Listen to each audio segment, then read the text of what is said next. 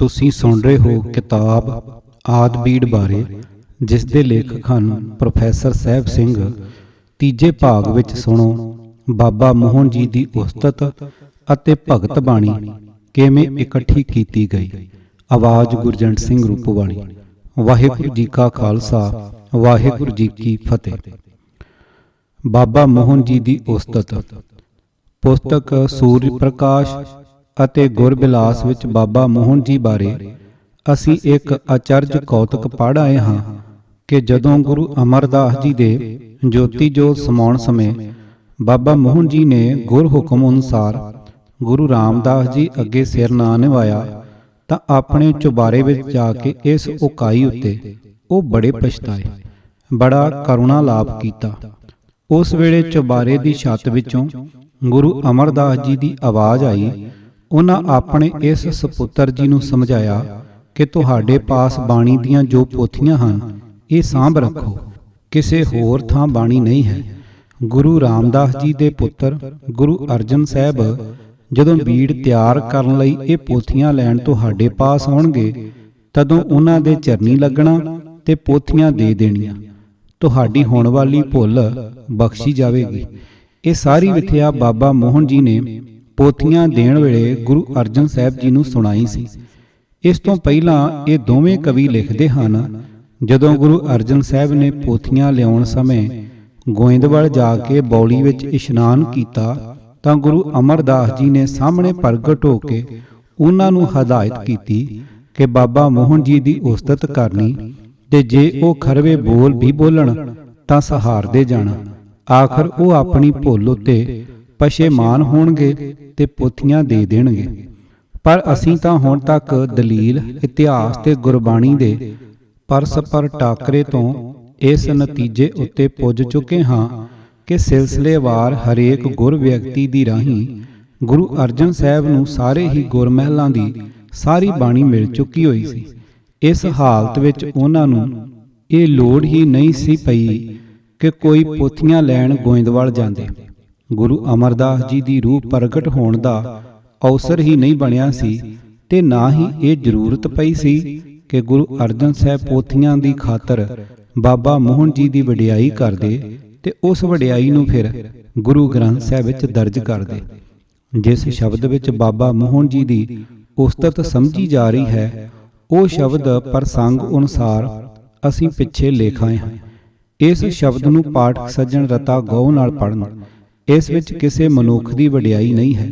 ਬਾਬਾ ਮੋਹਨ ਜੀ ਦੇ ਨਿੱਕੇ ਜਿਹੇ ਚੁਬਾਰੇ ਨੂੰ ਗੁਰੂ ਅਰਜਨ ਸਾਹਿਬ ਜੀ ਉੱਚੇ ਮੰਦਰ ਤੇ ਅਪਾਰ ਮਹੱਲ ਨਹੀਂ ਆਖ ਸਕਦੇ ਸਨ।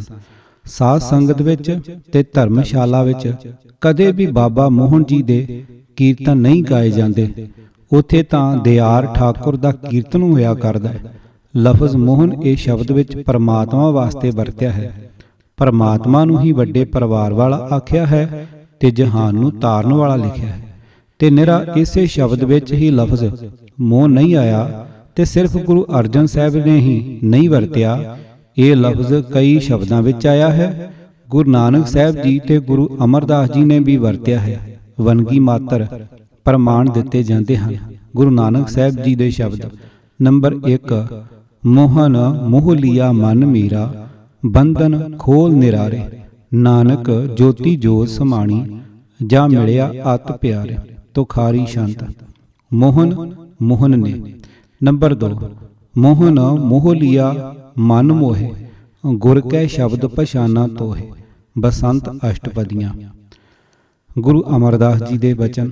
ਨੰਬਰ 1, ਕਾਮਣ ਹਾਰਸ ਬੇਦੀ ਜੀਓ, ਹਰ ਕੇ ਸਹਿਜ ਸੁਭਾਏ, ਮਨ ਮੋਹਨ ਮੋਹ ਲਿਆ ਜੀਓ, ਦੁਬਦਾ ਸਹਿਜ ਸਮਾਏ। ਗੌੜੀ ਸ਼ੰਤ। ਗੁਰੂ ਅਰਜਨ ਸਾਹਿਬ ਜੀ। ਨੰਬਰ 1, ਕਰਤ ਫਿਰੇ ਬਨ ਭੇਖ, ਮੋਹਨ ਰਹਿਤ ਨਿਰਾਰ, ਦੇਵ ਗੰਧਾਰੀ। ਨੰਬਰ 2, ਮੈਂ ਭੇਖਿਓਰੀ ਉੱਚਾ, ਮੋਹਨ ਸਭ ਤੇ ਉੱਚਾ, ਦੇਵ ਗੰਧਾਰੀ। ਭਗਤ ਬਾਣੀ ਕਿਵੇਂ ਇਕੱਠੀ ਕੀਤੀ ਗਈ। ਗੁਰੂ ਗ੍ਰੰਥ ਸਾਹਿਬ ਵਿੱਚ 15 ਭਗਤਾਂ ਦੀ ਬਾਣੀ ਦਰਜ ਹੈ। ਕਵੀ ਸੰਤੋਖ ਸਿੰਘ ਜੀ ਸੂਰਜ ਪ੍ਰਕਾਸ਼ ਵਿੱਚ ਲਿਖਦੇ ਹਨ ਕਿ ਗੁਰੂ ਅਰਜਨ ਸਾਹਿਬ ਨੇ ਸਾਰੇ ਗੁਰ ਵਿਅਕਤੀਆਂ ਦੀ ਬਾਣੀ ਬੀੜ ਵਿੱਚ ਇਕੱਠੀ ਕਰ ਲਈ ਤਾਂ ਕਬੀਰ ਜੀ ਦੀ ਜਥੇਦਾਰੀ ਹੇਠ ਸੂਖਮ ਰੂਪ ਵਿੱਚ ਭਗਤ ਆਏ। ਗੁਰੂ ਅਰਜਨ ਸਾਹਿਬ ਨੇ ਉਹਨਾਂ ਦੇ ਆਉਣ ਦਾ ਕਾਰਨ ਪੁੱਛਿਆ ਤਾਂ ਪਹਿਲਾਂ ਕਬੀਰ ਜੀ ਨੇ ਸਭ ਭਗਤਾਂ ਦੇ ਨਾਮ ਦੱਸੇ। ਕਹਿਓ ਕਬੀਰ ਜੋਰ ਜੁਗ ਹਾਥ, ਸੁਨੋ ਸਕਲ ਸ੍ਰੀ ਅਰਜਨ ਨਾਥ। ਬੇਣੀ ਨਾਮ ਦੇਵ ਰਵਿਦਾਸ, ਪੀਪਾ ਸਦਨਾ ਸੈਣ ਪ੍ਰਕਾਸ਼। ਭੀਖਨ ਧੰਨਾ ਅਰਜੈ ਦੇਵ, ਬੇਪਰ ਤਰਲੋਚਨ ਸ੍ਰੀ ਗੁਰਦੇਵ। ਪਰਮਾਨੰਦ ਰਾਮਾਨੰਦ ਜਾਨੋ, ਮੈਂ ਜੋ ਕਬੀਰ ਫਰੀਦ ਪਰਮਾਨੋ। ਸੂਰਦਾਸ ਜੁਤ 15 ਕਹੀਐ। ਆਪਣੇ ਆਉਣ ਬਾਰੇ ਕਬੀਰ ਜੀ ਨੇ ਆਖਿਆ ਕਿ ਤੁਸੀਂ ਜੋ ਕਲਯੁਗੀ ਮੰਦਮਤ ਲੋਕਾਂ ਵਾਸਤੇ ਉਹਨਾਂ ਦੀ ਬੋਲੀ ਵਿੱਚ ਸੁਖੈਨ ਬਾਣੀ ਦਾ ਗ੍ਰੰਥ ਤਿਆਰ ਕਰਨ ਲੱਗੇ ਹੋ, ਉਸ ਵਿੱਚ ਸਾਡੇ ਸ਼ਬਦ ਵੀ ਦਰਜ ਕਰਨ ਦੀ ਕਿਰਪਾ ਕਰੋ। ਕਲਯੁਗ ਘੋਰ ਮੰਦਮਤ ਜਾਣੇ, ਤਿਨ ਹਿਤ ਰਚੋ ਸੁਖੈਨ ਮਹਾਨੇ। ਇਸ ਮੈਂ ਸ਼ਬਦ ਲਖਾਏ ਹਮਾਰੇ, ਉਪਦੇਸ਼ਨ ਹਿਤ ਇਹ ਵਿਸਤਾਰੇ। ਇਹੀ ਗੱਲ ਗੁਰਬਿਲਾਸ ਦੇ ਕਰਤਾ ਜੀ ਨੇ ਲਿਖੀ ਹੈ ਤੇ 15 ਭਗਤਾਂ ਦੇ ਨਾਂ ਉਸ ਨੇ ਇਉਂ ਦਿੱਤੇ ਹਨ। ਭਗਤ ਨਾਮ ਕਵ ਕਹਿਤ ਸੁਨਾਈ, ਕਬੀਰ ਤਰਲੋਚਨ ਬੇਣੀ ਜਾਨੋ। ਨਾਮ ਦੇਵ ਰਵਿਦਾਸ ਪਛਾਨੋ, ਫਰੀਦ ਧੰਨਾ ਭੀਖਨ ਜੈ ਦੇਵਾ। ਪੀਪਾ ਸਦਨਾ ਸੈਨ ਸਭੇਵਾ, ਪਰਮਾਨੰਦ ਰਾਮਾਨੰਦ ਗਏ। ਸੂਰਦਾਸ 15 ਇਹ ਭਏ, 15 ਨਾਮ ਭਗਤ ਇਹ ਕਹੇ। ਤਵਾਰੀਖ ਗੁਰੂ ਖਾਲਸਾ ਦੀ ਰਾਏ। ਇਹ ਦੋਵੇਂ ਕਵੀ ਲਿਖਦੇ ਹਨ ਕਿ ਗੁਰੂ ਅਰਜਨ ਸਾਹਿਬ ਜੀ ਪਾਸ ਭਗਤਾਂ ਦੀਆਂ ਰੂਹਾਂ ਆਈਆਂ ਸਨ। ਗਿਆਨੀ ਗਿਆਨ ਸਿੰਘ ਜੀ ਨੇ ਇਸ ਬਾਰੇ ਤਵਾਰੀਖ ਗੁਰੂ ਖਾਲਸਾ ਵਿੱਚ ਇਉਂ ਲਿਖਿਆ ਹੈ। ਪ੍ਰਤੇਕ ਰਾਗ ਦੇ ਅੰਤ ਵਿੱਚ ਜੋ ਭਗਤਾਂ ਦੀ ਬਾਣੀ ਗੁਰੂ ਜੀ ਲਿਖਾਉਂਦੇ ਰਹੇ, ਇਸ ਵਿੱਚ ਦੋ ਮਤ ਹਨ। ਕੋਈ ਆਖਦੇ ਹਨ ਭਗਤ ਆਪ ਬੈਕੁੰਠ ਵਿੱਚੋਂ ਆ ਕੇ ਲਿਖਾਉਂਦੇ ਸੇ ਤੇ ਉਹਨਾਂ ਦਾ ਦਰਸ਼ਨ ਵੀ ਭਾਈ ਗੁਰਦਾਸ ਜੀ ਨੂੰ ਉਸ ਦੇ ਸੰਸ਼ੇ ਦੂਰ ਕਰਨ ਵਾਸਤੇ ਕਰਵਾਇਆ ਗਿਆ। ਕਈ ਆਖਦੇ ਹਨ ਕਿ ਭਗਤਾਂ ਦੀ ਬਾਣੀ ਜਿਹੜੀ ਜਿਹੜੀ ਗੁਰੂ ਜੀ ਨੂੰ ਪਸੰਦ ਆਈ ਉਹਨਾਂ ਦੀਆਂ ਪੋਥੀਆਂ ਤੋਂ ਲਿਖਾਈ ਹੈ। ਸੋ ਇਹ ਬਾਤ ਉਹਨਾਂ ਪੋਥੀਆਂ ਤੋਂ ਵੀ ਸਾਬਤ ਹੈ ਜੋ ਗੁਰੂ ਜੀ ਮੋਹਨ ਪਾਸੋਂ ਲਿਆਏ ਸੇ, ਕਿਉਂਕਿ ਉਹਨਾਂ ਵਿੱਚ ਭਗਤ ਬਾਣੀ ਹੈ। ਭਗਤਾਂ ਦੀ ਬਾਣੀ ਬਾਰੇ ਦੱਸੇ ਹੋਏ ਦੋ ਮਤਾਂ ਵਿੱਚੋਂ ਜਿਸ ਮਤ ਨਾਲ ਗਿਆਨੀ ਗਿਆਨ ਸਿੰਘ ਜੀ ਆਪ ਸਹਿਮਤ ਹਨ, ਉਸ ਨੂੰ ਚੰਗੀ ਤਰ੍ਹਾਂ ਨਿਤਾਰ ਕੇ ਉਹਨਾਂ ਨਹੀਂ ਲਿਖਿਆ ਕਿ ਗੁਰੂ ਅਰਜਨ ਸਾਹਿਬ ਜੀ ਨੇ ਕਿਹੜੀਆਂ ਪੋਥੀਆਂ ਉੱਤੋਂ ਪਸੰਦ ਕਰਕੇ ਭਾਈ ਗੁਰਦਾਸ ਜੀ ਨੂੰ ਲਿਖਾਈ ਸੀ। ਮੈਂ ਕਾਲਫ ਦੀ ਇਸ ਬਾਰੇ ਹੋਰ ਰਾਏ ਹੈ। ਉਸ ਦੀ ਲਿਖੀ ਪੁਸਤਕ ਸਿੱਖ ਰਿਲੀਜਨ ਦੇ ਪੰਜਾਬੀ ਤਰਜਮੇ ਸਿੱਖ ਇਤਿਹਾਸ ਵਿੱਚ ਇਉਂ ਲਿਖਿਆ ਮਿਲਦਾ ਹੈ। ਗੁਰੂ ਅਰਜਨ ਸਾਹਿਬ ਜੀ ਨੇ ਭਗਤ ਜੈਦੇਵ ਜੀ ਦੇ ਸਮੇਂ ਤੋਂ ਲੈ ਕੇ ਹਿੰਦੁਸਤਾਨ ਦੇ ਵੱਡੇ ਵੱਡੇ ਸੰਤਾਂ ਭਗਤਾਂ ਦੇ ਉਪਦੇਸ਼ਕਾਂ ਹਿੰਦੂਆਂ ਅਤੇ ਮੁਸਲਮਾਨਾਂ ਨੂੰ ਬੁਲਵਾਇਆ ਕਿ ਉਹ ਆ ਕੇ ਪਵਿੱਤਰ ਬੀੜ ਵਿੱਚ ਚੜਾਉਣ ਯੋਗ ਬਾਣੀ ਦੱਸਣ। ਉਹਨਾਂ ਨੇ ਆਪੋ ਆਪਣੇ ਮਤ ਦੀ ਬਾਣੀ ਨੂੰ ਪੜ੍ਹਿਆ ਅਤੇ ਅਜਿਹੀ ਬਾਣੀ ਜਿਹੜੀ ਉਸ ਸਮੇਂ ਦੇ ਪ੍ਰਚਲਿਤ ਸੁਧਾਰ ਦੇ ਆਸ਼ੇ ਦੇ ਅਨੁਕੂਲ ਸੀ ਜਾਂ ਜੋ ਗੁਰੂ ਜੀ ਸਿੱਖਿਆ ਦੇ ਉੱਕੀ ਉਲਟ ਨਹੀਂ ਸੀ, ਪ੍ਰਵਾਨ ਕਰਕੇ ਗੁਰੂ ਗ੍ਰੰਥ ਸਾਹਿਬ ਜੀ ਵਿੱਚ ਚੜਾਈ। ਇਹ ਇੱਥੇ ਮੰਨਣਾ ਪੈਂਦਾ ਹੈ ਕਿ ਉਸ ਬਾਣੀ ਵਿੱਚ ਭਗਤਾਂ ਕੋਲੋਂ ਉਹਨਾਂ ਦੇ ਉਪਾਸ਼ਕਾਂ ਪਾਸ ਆਉਣ ਦੇ ਅਮਲ ਕਰਕੇ ਜਿਹੜੇ ਗੁਰੂ ਅਰਜਨ ਸਾਹਿਬ ਜੀ ਦੇ ਸਮਕਾਲੀ ਸਨ, ਕੁਝ ਅਦਲਾ ਬਦਲੀ ਵੀ ਆ ਗਈ ਅਤੇ ਇਹ ਗੱਲ ਦੱਸਦੀ ਹੈ ਕਿ ਭਗਤ ਬਾਣੀ ਵਿੱਚ ਇਤਨੇ ਕਿਉਂ ਪੰਜਾਬੀ ਪਦ ਮਿਲਦੇ ਹਨ ਅਤੇ ਇਸ ਬਾਣੀ ਦੇ ਭਗਤਾਂ ਦੀਆਂ ਹੋਰ ਰਚਨਾ ਵਿੱਚ ਜਿਹੜੀਆਂ ਭਾਰਤ ਦੇ ਹੋਰ ਹਿੱਸਿਆਂ ਵਿੱਚ ਸੰਭਾਲ ਕੇ ਰੱਖੀਆਂ ਹੋਈਆਂ ਹਨ ਕਿਉਂ ਫਰਕ ਹੈ। ਗਿਆਨੀ ਗਿਆਨ ਸਿੰਘ ਜੀ ਅਤੇ ਮੈਂ ਕਾਲਪ ਸਾਹਿਬ ਦੇ ਉੱਪਰ ਦਿੱਤੇ ਹਵਾਲੇ ਤੋਂ ਹੇਠ ਲਿਖੇ ਨਤੀਜੇ ਨਿਕਲ ਸਕਦੇ ਹਨ। ਨੰਬਰ 1, ਭਗਤਾਂ ਦੀ ਬਾਣੀ ਗੁਰੂ ਅਰਜਨ ਸਾਹਿਬ ਨੇ ਇਕੱਠੀ ਕੀਤੀ ਸੀ। ਇਹ ਬਾਣੀ ਭਗਤਾਂ ਦੇ ਉਹਨਾਂ ਸੇਵਕਾਂ ਸ਼ਰਧਾਲੂਆਂ ਪਾਸੋਂ ਲਈ ਗਈ ਸੀ ਜੋ ਗੁਰੂ ਅਰਜਨ ਸਾਹਿਬ ਦੇ ਵੇਲੇ ਪੰਜਾਬ ਵਿੱਚ ਮੌਜੂਦ ਸਨ। ਨੰਬਰ 2, ਇਨ੍ਹਾਂ ਸੇਵਕਾਂ ਸ਼ਰਧਾਲੂਆਂ ਤੋਂ ਕਈ ਸ਼ਬਦਾਂ ਵਿੱਚ ਸੁੱਤੇ ਹੀ ਅਦਲਾ ਬਦਲੀ ਵੀ ਹੋ ਗਈ ਹੋਈ ਸੀ। ਤਾਹੀਓਂ ਗੁਰੂ ਗ੍ਰੰਥ ਸਾਹਿਬ ਵਿੱਚ ਦਰਜ ਸ਼ਬਦਾਂ ਨਾਲੋਂ ਭਾਰਤ ਦੇ ਹੋਰ ਹਿੱਸਿਆਂ ਵਿੱਚ ਭਗਤਾਂ ਦੇ ਸੰਭਾਲੇ ਸ਼ਬਦਾਂ ਦਾ ਕੁਝ ਫਰਕ ਹੈ ਤੇ ਇਹਨਾਂ ਵਿੱਚ ਕਈ ਪੰਜਾਬੀ ਪਦ ਮਿਲਦੇ ਹਨ। ਭਾਰਤ ਦੇ ਹੋਰ ਹਿੱਸਿਆਂ ਵਿੱਚ ਇਹ ਬਾਣੀਆਂ ਸਾਂਭ ਕੇ ਰੱਖੀਆਂ ਹੋਈਆਂ ਸਨ। ਪੰਜਾਬ ਵਿੱਚ ਦੇ ਸ਼ਰਧਾਲੂਆਂ ਨੇ ਬੇਪਰਵਾਹੀ ਜਿਹੀ ਕੀਤੀ ਹੋਈ ਸੀ। ਨੰਬਰ 3, ਗੁਰੂ ਅਰਜਨ ਸਾਹਿਬ ਤੋਂ ਪਹਿਲੇ ਗੁਰ ਵਿਅਕਤੀਆਂ ਨੂੰ ਭਗਤਾਂ ਦੀ ਬਾਣੀ ਨਾਲ ਵਾਹ ਨਹੀਂ ਪਿਆ ਜਾਂ ਉਹਨਾਂ ਨੂੰ ਭਗਤਾਂ ਦੀ ਬਾਣੀ ਦੇ ਪੜ੍ਹਨ ਵਿਚਾਰਨ ਦੀ ਲੋੜ ਨਹੀਂ ਪਈ। ਮੈਂ ਕਾਲਫ ਨੂੰ ਟਪਲੇ। ਮੈਂ ਕਾਲਫ ਸਾਹਿਬ ਦੇ ਸਲਾਹਕਾਰਾਂ ਨੇ ਉਸ ਨੂੰ ਇੱਕ ਅਜੀਬ ਕੁਰਾਹੇ ਪਾਇਆ ਜਾਪਦਾ ਹੈ ਕਿ ਇਹ ਠੀਕ ਹੈ ਕਿ ਗੁਰੂ ਗ੍ਰੰਥ ਸਾਹਿਬ ਵਿੱਚ ਦਰਜ ਹੋਈ ਭਗਤਾਂ ਦੀ ਬਾਣੀ ਵਿੱਚ ਬਹੁਤੇ ਸ਼ਬਦ ਐਸੇ ਹਨ ਜੋ ਬਦਲਾਏ ਹੋਏ ਹਨ। ਵਿਚਾਰਨ ਵਾਲੀ ਗੱਲ ਤਾਂ ਇਹ ਹੈ ਕਿ ਮੈਂ ਕਾਲਫ ਦੇ ਸਲਾਹਕਾਰ ਸੱਜਣਾ ਨੇ ਇਹ ਕਿਵੇਂ ਮੰਨ ਲਿਆ ਕਿ ਪੰਜਾਬ ਤੋਂ ਬਾਹਰ ਭਗਤਾਂ ਦੀ ਬਾਣੀ ਠੀਕ ਰੂਪ ਵਿੱਚ ਸਾਂਭ ਕੇ ਰੱਖੀ ਹੋਈ ਸੀ ਤੇ ਪੰਜਾਬ ਵਿੱਚ ਦੇ ਸ਼ਰਧਾਲੂਆਂ ਤੋਂ ਇਸ ਵਿੱਚ ਅਦਲਾ ਬਦਲੀ ਹੋ ਗਈ। ਇਹ ਗੱਲ ਮੰਨੀ ਪਰਮੰਨੀ ਹੈ ਕਿ ਭਗਤ ਕਬੀਰ ਜੀ ਦੇ ਪਿੱਛੋਂ ਕਬੀਰ ਪੰਥੀਆਂ ਵਿੱਚ ਇੱਕ ਸਾਧੂ ਕਬੀਰ ਦਾਸ ਹੋਇਆ ਜਿਸ ਨੇ ਬਹੁਤ ਸਾਰੀ ਕਵਿਤਾ ਲਿਖੀ ਹੈ। ਇੱਥੋਂ ਤਾਂ ਸਗੋਂ ਇਹ ਸਿੱਧ ਹੁੰਦਾ ਹੈ ਕਿ ਕਬੀਰ ਜੀ ਦੇ ਆਪਣੇ ਹੀ ਵਤਨ ਵਿੱਚ ਉਹਨਾਂ ਦੀ ਬਾਣੀ ਵਿੱਚ ਰਲਾ ਪੈਂਦਾ ਗਿਆ ਸੀ। ਅਦਲਾ ਬਦਲੀ ਹੋਣ ਦਾ ਸਭ ਤੋਂ ਵੱਡਾ ਕਾਰਨ ਇਹੀ ਹੋ ਸਕਦਾ ਹੈ ਕਿ ਸੇਵਕਾਂ ਸ਼ਰਧਾਲੂਆਂ ਨੇ ਕਬੀਰ ਜੀ ਦੀ ਬਾਣੀ ਜ਼ਬਾਨੀ ਹੀ ਯਾਦ ਕਰ ਰੱਖੀ ਹੋਵੇ, ਲਿਖ ਕੇ ਰੱਖਣ ਦਾ ਕੋਈ ਪ੍ਰਬੰਧ ਨਾ ਹੋ ਸਕਿਆ ਹੋਵੇ। ਪਰ ਇਹ ਉਹ ਜ਼ਮਾਨਾ ਨਹੀਂ ਸੀ ਜਦੋਂ ਕਾਗਜ਼ ਕਲਮ ਦਵਾਤ ਨਾ ਮਿਲ ਸਕਦੇ ਹੋਣ। ਇਹ ਅਣਹੋਂਦ ਤਾਂ ਵੇਦਾਂ ਦੇ ਸਮੇਂ ਸੀ ਜਦੋਂ ਕਵੀ ਰਿਸ਼ੀ ਆਪਣੇ ਤੇ ਆਪਣੇ ਬਜ਼ੁਰਗਾਂ ਦੇ ਰਚੇ ਮੰਤਰ ਜ਼ਬਾਨੀ ਯਾਦ ਰੱਖਦੇ ਸਨ। ਮੁਸਲਮਾਨਾਂ ਦੇ ਰਾਜ ਵਿੱਚ ਕਾਗਜ਼ ਕਲਮ ਦਵਾਤ ਦੀ ਕੋਈ ਥੋੜ ਨਹੀਂ ਸੀ। ਸੋ ਪੰਜਾਬ ਵਾਸੀ ਜਿਸ ਸੇਵਕ ਸ਼ਰਧਾਲੂ ਨੇ ਕਿਸੇ ਭਗਤ ਦੀ ਬਾਣੀ ਲਿਆਂਦੀ ਹੋਵੇਗੀ, ਲਿਖ ਕੇ ਲਿਆਂਦੀ ਹੋਵੇਗੀ ਤੇ ਨੀਅਤ ਸਾਫ਼ ਹੁੰਦਿਆਂ ਲਿਖ ਕੇ ਰੱਖੀ ਹੋਵੇਗੀ, ਕਿਸੇ ਬਾਣੀ ਵਿੱਚ ਆਪਣੇ ਆਪ ਅਦਲਾ ਬਦਲੀ ਨਹੀਂ ਹੋ ਸਕਦੀ। ਰਤਾ ਹੋਰ ਗੌਰ ਨਾਲ ਵਿਚਾਰੋ, ਭਗਤਾਂ ਦੀ ਬਾਣੀ ਵਿੱਚ ਰਲਾ ਪਾਉਣ ਵਾਲੇ ਜਾਂ ਅਦਲਾ ਬਦਲੀ ਕਰਨ ਵਾਲੇ ਕਿੱਥੋਂ ਦੇ ਲੋਕ ਹੋ ਸਕਦੇ ਸਨ? ਉੱਤਰ ਬਿਲਕੁਲ ਸਾਫ਼ ਹੈ। ਸਿਰਫ ਉੱਥੋਂ ਦੇ ਲੋਕ ਜਿੱਥੇ ਕਿਸੇ ਭਗਤ ਦੀ ਬਹੁਤ ਮਸ਼ਹੂਰੀ ਹੋ ਚੁੱਕੀ ਹੋਵੇ, ਜਿੱਥੇ ਉਸ ਦੇ ਖਿਆਲਾਂ ਦਾ ਆਮ ਪ੍ਰਚਾਰ ਹੋ ਗਿਆ ਹੋਵੇ। ਫਿਰ ਕੌਣ ਲੋਕ ਰਲਾ ਪਾਉਂਦੇ ਹਨ ਜਾਂ ਅਦਲਾ ਬਦਲੀ ਕਰਦੇ ਹਨ? ਅਜਿਹੇ ਆਦਮੀ ਦੋ ਕਿਸਮ ਦੇ ਹੋ ਸਕਦੇ ਹਨ। ਇੱਕ ਉਹ ਜੋ ਇਹ ਚਾਹੁੰਦੇ ਹੋਣ ਕਿ ਪ੍ਰਸਿੱਧ ਹੋ ਚੁੱਕੇ ਭਗਤ ਦੀ ਬਾਣੀ ਦੇ ਨਾਲ ਲੋਕ ਸਾਡੀ ਕਵਿਤਾ ਵੀ ਆਦਰ ਸਨਮਾਨ ਦੇ ਨਾਲ ਪੜ੍ਹਨ। ਦੂਜੇ ਉਹ ਲੋਕ ਜੋ ਭਗਤ ਦੇ ਪ੍ਰਚਾਰ ਵਿੱਚ ਗੜਬੜ ਚਾਹੁੰਦੇ ਹੋਣ। ਅਜਿਹੇ ਦੋਹਾਂ ਹੀ ਕਿਸਮਾਂ ਦੇ ਲੋਕ ਗੁਆਂਢੀ ਜਾਂ ਸ਼ਰੀਕ ਹੀ ਹੋ ਸਕਦੇ ਹਨ। ਗੁਰੂ ਸਾਹਿਬਾਨ ਤੋਂ ਇਲਾਵਾ ਗੁਰੂ ਨਾਨਕ ਸਾਹਿਬ ਜੀ ਦਾ ਨਾਮ ਵਰਤ ਕੇ ਕਿੰਨਾ ਲੋਕਾਂ ਨੇ ਕਵਿਤਾ ਰਚਣੀ ਸ਼ੁਰੂ ਕੀਤੀ ਸੀ। ਸਤਿਗੁਰੂ ਜੀ ਦੇ ਵਤਨੀਆਂ, ਗੁਆਂਢੀਆਂ ਤੇ ਸ਼ਰੀਕਾਂ। ਸੋ ਭਗਤਾਂ ਦੀ ਬਾਣੀ ਦੇ ਬਦਲਣ ਦਾ ਦੋਸ਼ ਪੰਜਾਬ ਉੱਤੇ ਨਹੀਂ ਆ ਸਕਦਾ। ਜੇ ਕੋਈ ਅਦਲਾ ਬਦਲੀ ਹੋਈ ਹੈ ਤਾਂ ਉਹ ਭਗਤਾਂ ਦੇ ਆਪਣੇ ਹੀ ਵਤਨ ਵਿੱਚ ਹੋਈ ਹੈ। ਜੋ ਚੀਜ਼ ਭਗਤ ਜੀ ਦੇ ਵੇਲੇ ਦੀ ਜਾਂ ਨੇੜੇ ਦੇ ਸਮੇਂ ਦੇ ਪੰਜਾਬ ਵਿੱਚ ਲਿਖਤੀ ਸ਼ਕਲ ਵਿੱਚ ਅੱਪੜ ਚੁੱਕੀ ਹੈ, ਉਹ ਸਹੀ ਰੂਪ ਵਿੱਚ ਹੀ ਰਹੀ ਹੈ। ਭਗਤ ਬਾਣੀ ਵਿੱਚ ਪੰਜਾਬੀ ਲਫ਼ਜ਼। ਮੈਂ ਕਾਲਫ ਭਗਤਾਂ ਦੇ ਸ਼ਬਦਾਂ ਵਿੱਚ ਕਈ ਪੰਜਾਬੀ ਪਦ ਵਰਤੇ ਵੇਖ ਕੇ ਇਹ ਨਤੀਜਾ ਕੱਢਦਾ ਹੈ ਕਿ ਇਹ ਪੰਜਾਬੀ ਲਫ਼ਜ਼ ਭਗਤਾਂ ਦੇ ਪੰਜਾਬੀ ਸ਼ਰਧਾਲੂਆਂ ਨੇ ਰਲਾ ਲਏ ਹਨ। ਭਗਤ ਬਾਣੀ ਵਿੱਚ ਪੰਜਾਬੀ ਲਫ਼ਜ਼ਾਂ ਦੀ ਮਿਲਾਵਟ ਨਿਰੀ ਮੈਂ ਕਾਲਫ ਨੇ ਹੀ ਨਹੀਂ ਵੇਖੀ, ਹੋਰ ਵਿਦਵਾਨ ਵੀ ਇਹ ਮਿਲਾਵਟ ਵੇਖ ਕੇ ਹੈਰਾਨਗੀ ਪ੍ਰਗਟ ਕਰਦੇ ਹਨ। ਡਾਕਟਰ ਮੋਹਨ ਸਿੰਘ ਜੀ ਲਿਖਦੇ ਹਨ ਕਿ ਬਾਬੂ ਸ਼ਿਆਮ ਸੁੰਦਰ ਦਾਸ ਨੇ ਚੌਥੀ ਓਰੀਐਂਟਲ ਕਾਨਫਰੰਸ ਅਲਾਹਾਬਾਦ ਵਿੱਚ ਇੱਕ ਲੇਖ ਪੜ੍ਹਿਆ ਸੀ, ਜਿਸ ਵਿੱਚ ਉਹਨਾਂ ਨੇ ਭਗਤ ਕਬੀਰ ਜੀ ਉੱਤੇ ਪੰਜਾਬੀ ਦੇ ਪ੍ਰਭਾਵ ਦਾ ਜ਼ਿਕਰ ਕੀਤਾ ਤੇ ਆਖਿਆ, ਕਬੀਰ ਜੀ ਦੀ ਬਾਣੀ ਨੂੰ ਗਹੁ ਨਾਲ ਪੜ੍ਹ ਕੇ ਵੇਖੋ, ਇਸ ਦੀ ਬੋਲੀ ਨਾ ਅਵਧੀ ਹੈ ਨਾ ਬ੍ਰਜ ਭਾਸ਼ਾ।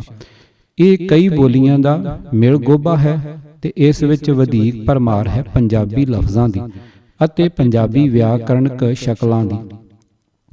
ਕਬੀਰ ਜੀ ਬਨਾਰਸ ਵਿੱਚ ਜੰਮੇ ਤੇ ਤਕਰੀਬਨ ਸਾਰੀ ਉਮਰ ਬਨਾਰਸ ਵਿੱਚ ਹੀ ਰਹੇ।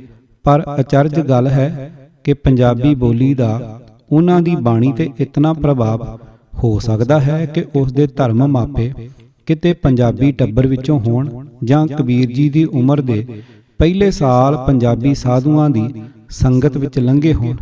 ਇਹ ਵੀ ਹੋ ਸਕਦਾ ਹੈ ਕਿ ਕਬੀਰ ਜੀ ਦੀ ਬਾਣੀ ਕਿਸੇ ਪੰਜਾਬੀ ਸਾਧੂ ਦੇ ਹੱਥ ਚੜ੍ਹ ਗਈ ਹੋਵੇ ਤੇ ਉਸ ਨੇ ਇਸ ਨੂੰ ਪੰਜਾਬੀ ਰੰਗਣ ਦੇ ਦਿੱਤੀ ਹੋਵੇ। ਅਸੀਂ ਇੱਥੇ ਕਬੀਰ ਜੀ ਦੇ ਜੀਵਨ ਉੱਤੇ ਕੋਈ ਵਿਚਾਰ ਨਹੀਂ ਕਰ ਰਹੇ, ਨਹੀਂ ਤਾਂ ਵਿਸਥਾਰ ਨਾਲ ਸਾਬਤ ਕਰ ਦਿੰਦੇ ਕਿ ਕਬੀਰ ਜੀ ਦੇ ਧਰਮ ਮਾਪਿਆਂ ਵਾਲੀ ਕਹਾਣੀ ਨਰੋਲ ਮਨ ਘੜਤ ਹੈ। ਇਹ ਨਿਰਣਾ ਪੁਸਤਕ ਭਗਤ ਬਾਣੀ ਸਟੀਕ ਵਿੱਚ ਕਬੀਰ ਜੀ ਦੇ ਜੀਵਨ ਉੱਤੇ ਵਿਚਾਰ ਦੇ ਸੰਬੰਧ ਵਿੱਚ ਖੋਲ੍ਹ ਕੇ ਕੀਤਾ ਗਿਆ ਹੈ। ਕਬੀਰ ਜੀ ਬਨਾਰਸ ਨਿਵਾਸੀ ਹਿੰਦੂ ਜਲਾਹੇ ਦੇ ਘਰ ਜੰਮੇ ਤੇ ਉੱਥੇ ਹੀ ਪਲੇ ਸਨ। ਇਹ ਸਵਾਲ ਹੀ ਪੈਦਾ ਨਹੀਂ ਹੁੰਦਾ ਕਿ ਉਹਨਾਂ ਦੇ ਕੋਈ ਧਰਮ ਮਾਪੇ ਸਨ ਤੇ ਉਹ ਧਰਮ ਮਾਪੇ ਕਦੇ ਪੰਜਾਬੋਂ ਆਏ ਸਨ। ਸੋ ਪੰਜਾਬੀ ਲਫ਼ਜ਼ਾਂ ਦੀ ਵਰਤੋਂ ਦਾ ਕਾਰਨ ਕਬੀਰ ਜੀ ਦੇ ਮਾਪੇ ਨਹੀਂ ਹਨ। ਕਬੀਰ ਜੀ ਦੀ ਬਾਣੀ ਦਾ ਕਿਸੇ ਪੰਜਾਬੀ ਸਾਧੂ ਦੇ ਹੱਥ ਚੜ੍ਹ ਜਾਣਾ ਤੇ ਉਸ ਸਾਧੂ ਨੇ ਉਸ ਨੂੰ ਪੰਜਾਬੀ ਰੰਗਣ ਦੇ ਦੇਣੀ, ਇਹ ਦਲੀਲ ਵੀ ਬੜੀ ਕੱਚੀ ਹੈ। ਕਬੀਰ ਜੀ ਦੇ ਜਿਉਂਦਿਆਂ ਹੀ ਉਹਨਾਂ ਦੇ ਸੈਂਕੜੇ ਹਜ਼ਾਰਾਂ ਸ਼ਰਧਾਲੂਆਂ ਨੇ ਉਹਨਾਂ ਦੀ ਬਾਣੀ ਯਾਦ ਕਰ ਲਈ ਹੋਵੇਗੀ ਤੇ ਲਿਖ ਲਈ ਹੋਵੇਗੀ। ਇਹ ਮਿਥਣਾ ਕਿ ਕਬੀਰ ਜੀ ਨੇ ਆਪਣੀ ਜ਼ਿੰਦਗੀ ਵਿੱਚ ਆਪਣੀ ਬਾਣੀ ਆਪਣੇ ਪਾਸ ਹੀ ਲੁਕਾ ਰੱਖੀ ਤੇ ਫਿਰ ਕਿਸੇ ਪੰਜਾਬੀ ਸਾਧੂ ਨੇ ਪੰਜਾਬੀ ਰੰਗਣ ਦੇ ਕੇ ਕਬੀਰ ਜੀ ਦੇ ਸ਼ਰਧਾਲੂਆਂ ਵਿੱਚ ਪ੍ਰਚਲਿਤ ਕੀਤੀ, ਇੱਕ ਬੜੀ ਅਣਹੋਣੀ ਜਿਹੀ ਮਿੱਥ ਹੈ। ਪੰਜਾਬੀ ਲਫ਼ਜ਼ਾਂ ਦੀ ਭਰਮਾਰ ਦਾ ਕਾਰਨ। ਕਬੀਰ ਜੀ ਦੀ ਬਾਣੀ ਵਿੱਚ ਪੰਜਾਬੀ ਲਫ਼ਜ਼ਾਂ ਦੀ ਭਰਮਾਰ ਦਾ ਅਸਲ ਕਾਰਨ ਡਾਕਟਰ ਮੋਹਨ ਸਿੰਘ ਜੀ ਦੱਸਦੇ ਹਨ ਕਿ ਪੰਜਾਬ ਦੇ ਗੋਰਖ ਪੰਥੀ ਸਾਧੂਆਂ ਅਤੇ ਬਾਬਾ ਫਰੀਦ ਜੀ ਦੇ ਸ਼ਰਧਾਲੂ ਮੁਸਲਮਾਨ ਸੂਫੀ ਫਕੀਰਾਂ ਦਾ ਉਧਰ ਬਹੁਤ ਪ੍ਰਚਾਰ ਸੀ। ਗੋਰਖ ਪੰਥੀ ਸਾਧੂ ਤਾਂ ਭਾਰਤ ਵਿੱਚ ਹੀ ਖਿਲਰੇ ਹੋਏ ਸਨ। ਪਹਿਲੀ ਉਦਾਸੀ ਸਮੇਂ ਜਦੋਂ ਗੁਰੂ ਨਾਨਕ ਦੇਵ ਜੀ ਹਿੰਦੂ ਤੀਰਥਾਂ ਤੇ ਗਏ ਤਾਂ ਕਈ ਥਾਈਂ ਜੋਗੀਆਂ ਦੇ ਮੱਠਾਂ ਤੇ ਵੀ ਅੱਪੜੇ। ਜੋਗੀਆਂ ਨਾਲ ਚਰਚਾ ਵੀ ਹੁੰਦੀ ਰਹੀ। ਉਹਨਾਂ ਮੱਠਾਂ ਵਿੱਚੋਂ ਉਸ ਸਮੇਂ ਗੋਰਖ ਮਤਾ ਬਹੁਤ ਪ੍ਰਸਿੱਧ ਸੀ, ਜਿਸ ਦਾ ਨਾਮ ਹੁਣ ਨਾਨਕ ਮਤਾ ਹੈ। ਗੋਰਖਨਾਥ ਤੇ ਚਰੰਗੀਨਾਥ ਨਾਮੀ 10ਵੀਂ ਸਦੀ ਵਿੱਚ ਹੋਏ ਹਨ। ਚਰਪਟਨਾਥ ਵੀ 10ਵੀਂ ਸਦੀ ਵਿੱਚ ਚੰਬਾ ਰਿਆਸਤ ਵਿੱਚ ਹੋਏ ਹਨ। ਇਹਨਾਂ ਦੀ ਬਾਣੀ ਕਵਿਤਾ ਵਿੱਚ ਸੀ ਤੇ ਜ਼ਿਆਦਾਤਰ ਰਾਮਕਲੀ ਰਾਗ ਵਿੱਚ। ਇਹ ਕੁਦਰਤੀ ਗੱਲ ਸੀ ਕਿ ਜਿੱਥੇ ਜਿੱਥੇ ਜੋਗੀਆਂ ਦਾ ਰਸੂਖ ਬਣਿਆ ਉੱਥੇ ਉੱਥੇ ਉਹਨਾਂ ਦੀ ਬਾਣੀ ਦਾ ਵੀ ਪ੍ਰਚਾਰ ਹੁੰਦਾ। ਇਹ ਜੋਗੀ ਪੰਜਾਬ ਨਿਵਾਸੀ ਸਨ। ਕੁਦਰਤੀ ਤੌਰ ਤੇ ਇਹਨਾਂ ਦੀ ਥਾਂ ਵੀ ਉਸ ਸਮੇਂ ਦੀ ਪੰਜਾਬੀ ਬੋਲੀ ਵਿੱਚ ਸੀ।